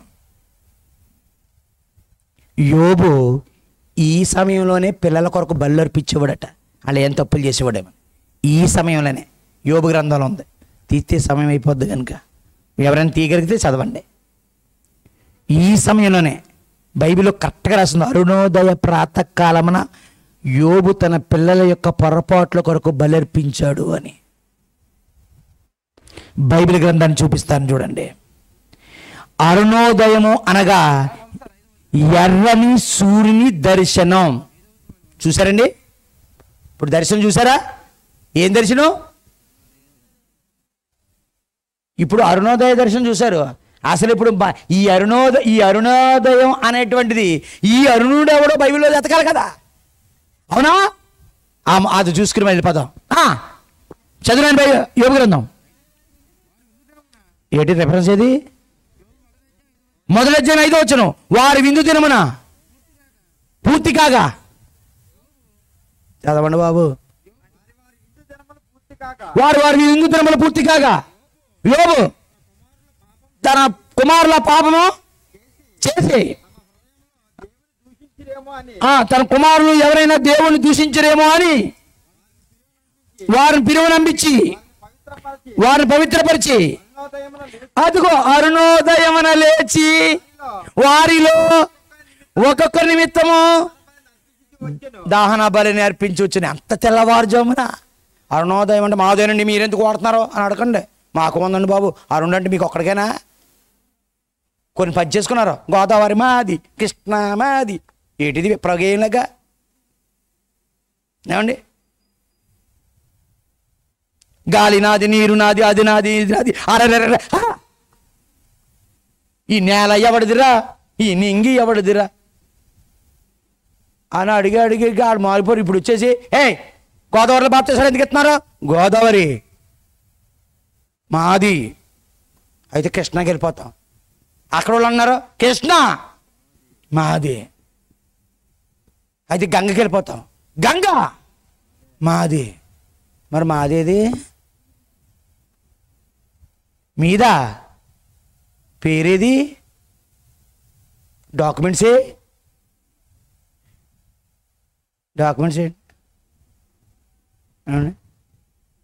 మీదేటండి? ప్రకృతి ఎవరిదే కాదు, అసలు నా ఇల్లే నాది కాదు. ఓ రోజు చచ్చిపోతే మోసుకుపోతారు, అవునా? అతని ఇల్లు అతనే నాదా. మిమ్మల్ని గోదావరిలో బాప్తిస్మం ఇవ్వమన్నాడు అన్నాడు. మరి గోదావరిలో ఇవ్వకపోతే ఎక్కడ ఇచ్చుకోము? ఎందుకే కూడా గోదావరి మాది, మీద ఇంటి కట్టుకుపో. మీదైతే మీ ఇంటి కట్టుకుపో. అదే అన్నారు. మరి ఎదుటోడు దానికి ఏం కట్టద్దు? దారం కట్టద్దు. అన్నిటికీ నీదే అంటావేటి? అందుకని ఎక్కడో లోతులోను తుప్పల్లోనూ నోచున్న చోట ఎత్తున్న మూలికి పైకి తేలుతుంటే తలనిండా నోచే. యోర్దాను నదిలో బాప్తిసం వచ్చిన యోహాన్లాగా అయిపోతాను అందులో దిగి వచ్చినోడికి. ఇంకా తోలు దట్టి ఒకటే లేదు మాకు. ఎంత దూరం అండి. అది నాదే, ఇది నాదే. ఒకనాడు ఇలాగంటేనే భూస్వాములు ఏం చేశారు? విప్లవ గేయాలు. ఊరు చివరనే మా పాకలెందుకు, పేరు చివరనే ఆ తోకలెందుకు అన్నారా? అన్నారు, తిట్టారు. అంటే ఈ భూమి మీద అది నాది, ఇది నాది అని అంటూ, ఈ భూమి అందరిది, ఈ సృష్టి అందరిది, ఎవరో ఒకరిదే కానే కాదు. గనుక అరుణోదయం అంటే ఎర్రని సూర్యుని యొక్క దర్శనం. తూర్పు నుండి, జాగ్రత్తగానండి, తూర్పు నుండి సూర్యుడు ఉదయించగానే వెంటనే చీకటి ఏమైపోద్ది? పోనీ ఆ సూర్యుడు ఏమైనా ప్రకాశంగా ఉంటాడా? ఎర్రగా కాంతి లేకుండా ఉంటాడు.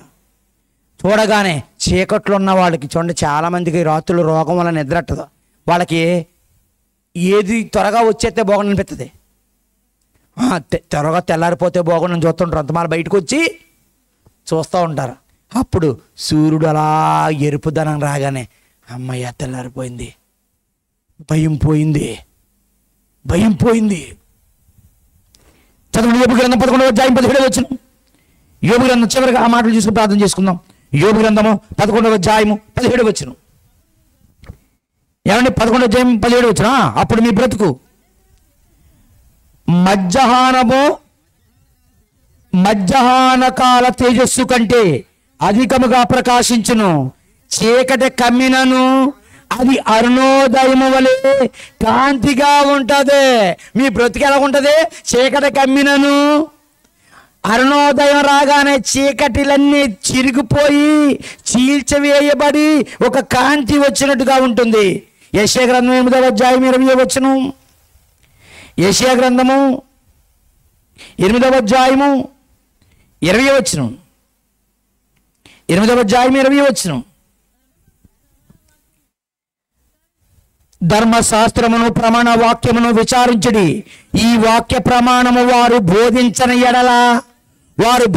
ఎడల వారికి అరుణోదయము కలగదు. వాళ్ళకి అసలు ఉదయమే కలగదటండి. గమనించండి. ఇక చివరగా అరుణుడు అంటే ఎవరు?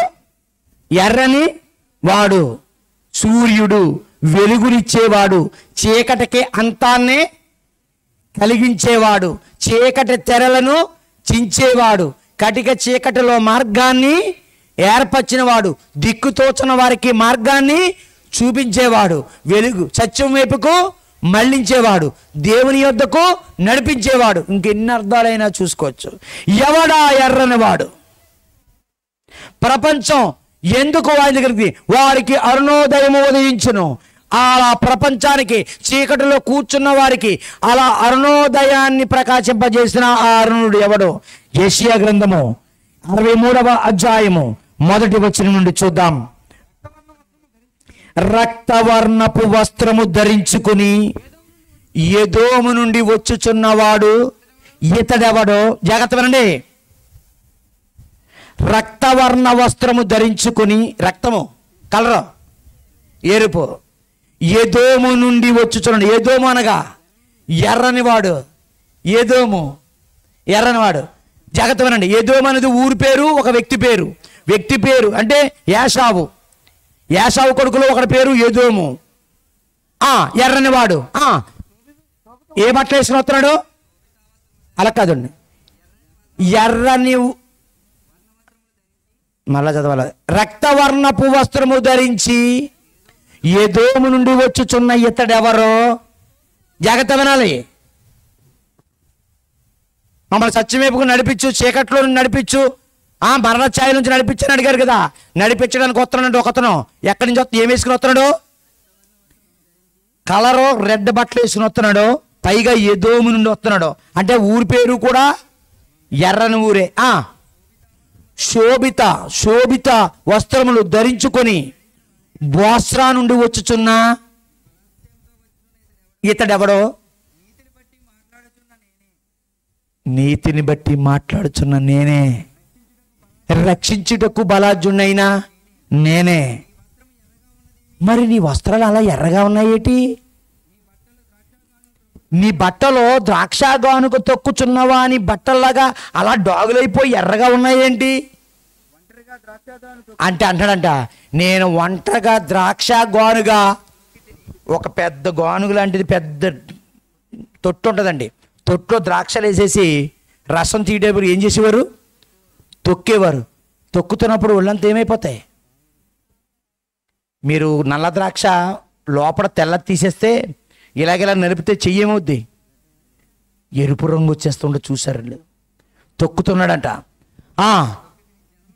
జనముల్లో ఎవడు నాతో లేడు, కోపగించి వారిని త్రొక్కితిని.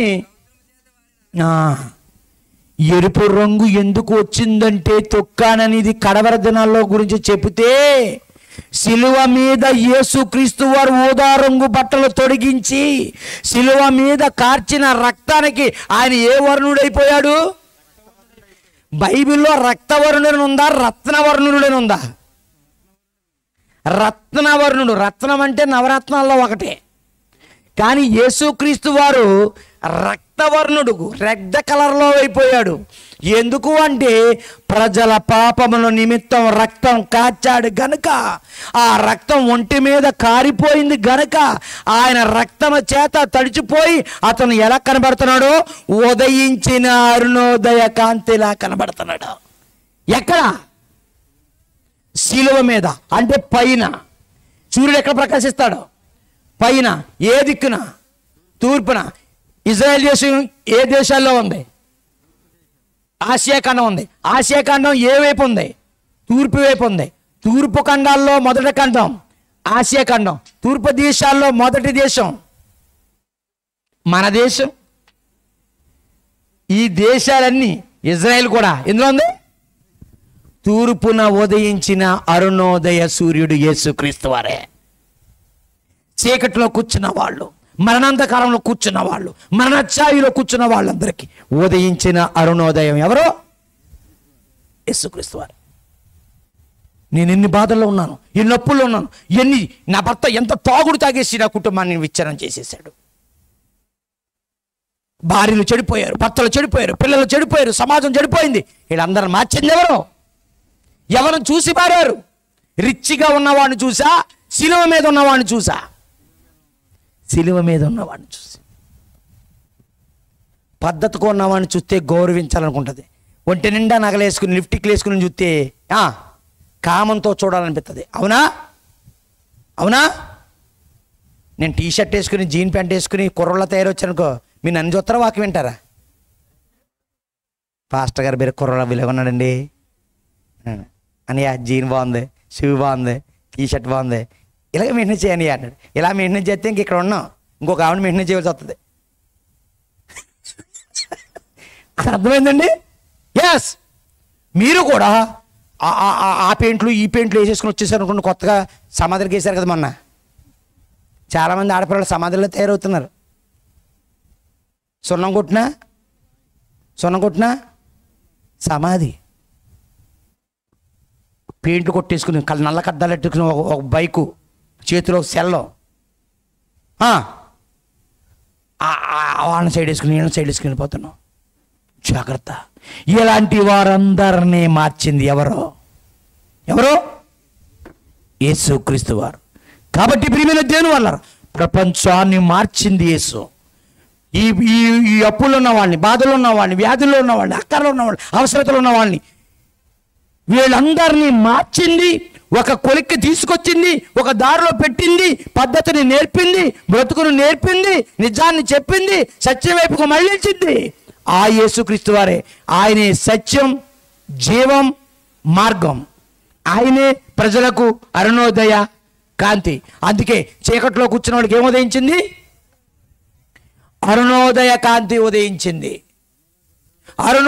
అరుణోదయ దర్శనం. ఎవరు అరుణుడు? పొరుగులు చూపించమనండి, నేను ఊరుకుంటాను. రేపు ఎల్లుండి వచ్చి ఆ అరుణుడు ఎవరన్నా ఉంటే చూపించండి. అందుకే నా బాధల్లోను, వ్యాధుల్లోను, అక్కర్లోను ఉన్నోడు అందరూ వదిలేస్తే, అందరూ చేతులు ఎత్తేస్తే, నా అవసరత ఎక్కడుంటే, నా అవసరత ఎవరు తీరిస్తే వాడి దగ్గరికే వెళ్తాను. ఆకలి తీర్చిన వాడిని దేవుడని నువ్వు ఎందుకు అంటున్నావు? దాహం తెచ్చిన వాడిని దేవుడని ఎందుకు అంటున్నావు? వస్త్రం ఇచ్చిన వాడిని దేవుడని ఎందుకు అంటున్నావు? సాయం చేసిన వాడిని దేవుళ్ళగా ఆదుకున్నావని ఎందుకు అంటున్నావు? అంటే అవసరం తీసిన వాడు ఎవడని? మరి అవసరం తీర్చిన వాడే దేవుడైతే పాపంలో బతుకుతున్న నా పాప జీవితాన్ని మార్చిన వాడు నేను వెళ్ళనా? నా అవసరత లేదా ఆయనతో? నా జీవితం పాడైపోతుందండి. నా జీవితం పాడైపోతుంది. నా భార్య జీవితం పాడైపోతుంది. నా కూతురు జీవితం పాడైపోతుంది. నా కొడుకు జీవితం పాడైపోతుంది. వీళ్ళందరి జీవితాన్ని బాగుపరచుకోవాలంటే ఎక్కడ బాగుపడతారో? నా కొడుకుకి అనారోగ్యం అంటే అది ఎంత దూరమైనా నేను తీసుకుని ఎలా ఎక్కడికమ్మా వెళ్తున్నారంటే చెన్నై వెళ్తున్నామండి. మరి అక్కడ ఎవరని తెలుసా? తెలియదండి. మరి ఎవరికమ్మా అంటే మేము ఏదో అతన్ని ఐసీలో జాయిన్ చేశారండి. మేము ఫుట్పాత్ల మీద పడుకుని 100 రూపాయలు అన్నం తెచ్చుకుని మా ఆవిడంతా నేను ఇంత తిన్నామండి. మా పిల్లోడికి వెంటిలేటర్ మీద పెట్టారండి. 4 రోజులు ఉన్నామండి. రోడ్డు మీదే బతుకామండి. మరి ఎవరో లేరండి. ఎందుకమ్మా అంత దూరం వెళ్ళామంటే నా కొడుకు మీద ప్రేమతో బతికించుకోవడానికి వెళ్ళానండి. అవసరం ఉండి వచ్చాం, అంతేగాని వేరే కాదు. ఈరోజు నాకు వచ్చింది కనుక నేను వచ్చాను. ఏదో రోజు నీకు వస్తుంది, నువ్వు వస్తావు. అందరికీ పోయే కాలం ఒకరోజే రాదు. ఈరోజు నేను పోతే నువ్వు పోతావు. అందరికీ అప్పు ఒకరోజే అవసరం ఉండదు. ఈరోజు నాకు వస్తే రేపు ఎంత బంగారు పళ్ళానికైనా జారేయడానికి గోడ అవసరం. ఎంత డబ్బు ఉన్నవాడికైనా, ఎంత దేశమైనా పక్క దేశం దగ్గరికి కప్పు వెళ్తలేదా? వెళ్తలేదా? ఎంత కోటీశ్వరులు అయితే మొత్తం బ్యాంకుల దగ్గర అప్పులు తెచ్చుకుంటలేదా? అందరికేముంది? అవసరం ఉంది. కుక్కని ముందుకు వచ్చింది, నీ ఇంటి ముందుకు వచ్చి చూస్తుందా? ఇప్పుడు మనం వెళ్ళిపోయిన తర్వాత వస్తాయి. మీరు ఇక్కడ ఉన్నారు కనుక వెళ్ళో, ఎందుకంటే ఇట్లా తెలుసు మీరు ఇంటికి లేరు, ఇక్కడ ఉన్నారని. మీరు ఇంటికి వెళ్ళిపోయిన తర్వాత మీతో పాటు ఎందుకు? దానికి ఏం అవసరత? ఆకలే, అది మీ ఇంటికి వచ్చి నిలబడుతుంది. నా అవసరత నువ్వేమని తీరుతావేమని. తీరిస్తే తినేసి అంత ముద్ద ఎత్తే తిని ఆనందంగా వెళ్ళిపోతుంది. తీర్చకపోతే మళ్ళీ వ్యసనంతో ఈరోజు నాకు నా అవసరత ఎవరో తీర్చలేపారని వెళ్ళిపోతుంది. యేసు అందరికీ అవసరమైన గొప్ప అవసరత. అందుకే మేము యేసుని మా అవసరత కొరకు నమ్మాము. ఆ అవసరత పాపము నుండి నన్ను రక్షించే నాథుడు. ఆ పాపము నుండి రక్షించేవాడు ఎక్కడున్నాడు? ఎక్కడ పుట్టాడు? ఎక్కడో పుట్టాడు. కానీ ఇప్పుడు ఎక్కడున్నాడు? నా సమీపంగానే ఉన్నాడు. కేరళ వచ్చు ఇప్పుడు రాజమండ్రిలోనే. కేరళ లెక్కలేదా? కేరళ లెక్కలేదు, కేరకారమని. ప్రకృతి వైద్యం ఇప్పుడు కేరళ వైద్యం, ప్రకృతి వైద్యం ఇప్పుడు డాక్టర్ బసవయ్య గారి కాకినాడ, ఇప్పుడు రాజమండ్రిలో. గొప్ప సిద్ధాంత గారు వచ్చి షెల్టర్ నోట్లో పలానా డోర్ నెంబర్ 109లో ఉన్నారు. పెళ్లి కాని వాళ్ళు, అప్పుడున్న వాళ్ళు, పెళ్లి కావాల్సిన వాళ్ళు అందరూ ఆయన కలవండి.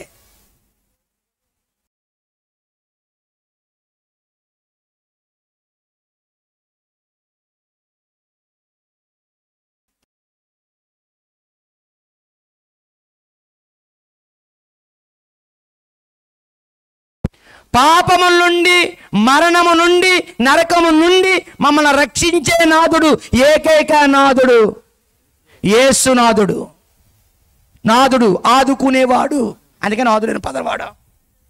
అందుకే మేము యేసునే నమ్మాం. ఎవరైనా ఎప్పుడైనా ఎప్పటికైనా నమ్మవలసింది యేసునే. ప్రార్థన చేసుకుందాం. దేవుడు ఈ వాక్యం మన హృదయంలో ఫలింపచేయను గాక. రేపు త్వరగా వచ్చేయండి. రేపు 8:30కి తీసుకుంటా. మీరు వచ్చినారా పైన 8:30కి. రేపు మరొక చక్కనటువంటి సందర్భాన్ని మనం తెలుసుకుందాం. ఏమండి, చిన్న ప్రార్థన చేస్తాను, తర్వాత ముగింపు మంచి పాట చూసిన తర్వాత ముగ్గురు వెళ్ళిపోతారు. మహాగురుడా, మహాపరిశుద్ధుడా, నీ పిల్లలకు నీ మాటలు చెప్పాను, విని మర్చిపోరు కాకుండా ఆ మాటల వరకు జీవించడానికి బలపరిచి మొదటి రోజు కూడికను మహిమకరంగాను దిగ్విజయంగాను జరిపించారు తండ్రి. నాయనా,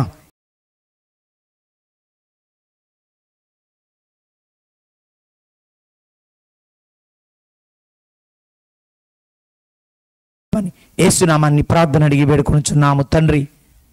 ఆమేన్. టీడీసీ లైవ్ అనేది సబ్స్క్రైబ్ చేసుకోండి. మీరు ఉదయకాల ధ్యానాలు ఉదయం 6 గంటల నుంచి 7 గంటల వరకు ఉదయకాల ధ్యానాలు వస్తున్నాయి. ఇది చేసుకోండి. నచ్చితే లైక్ చేయండి, అనేక మందికి షేర్ చేయండి, మా ఛానల్ సబ్స్క్రైబ్ చేసుకోండి. Thank you.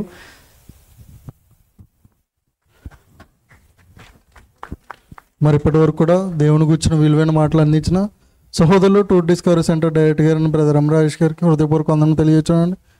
మరి ఈ సమయంలో ఈ యొక్క స్వార్థ పరిచయ నిమిత్తమై కానుకలు స్వీకరించబడతాయి కనుక మరి ఏ విధమైన బలవంతము లేదండి. దేవుని పరిచర్లో మేము కూడా పాలు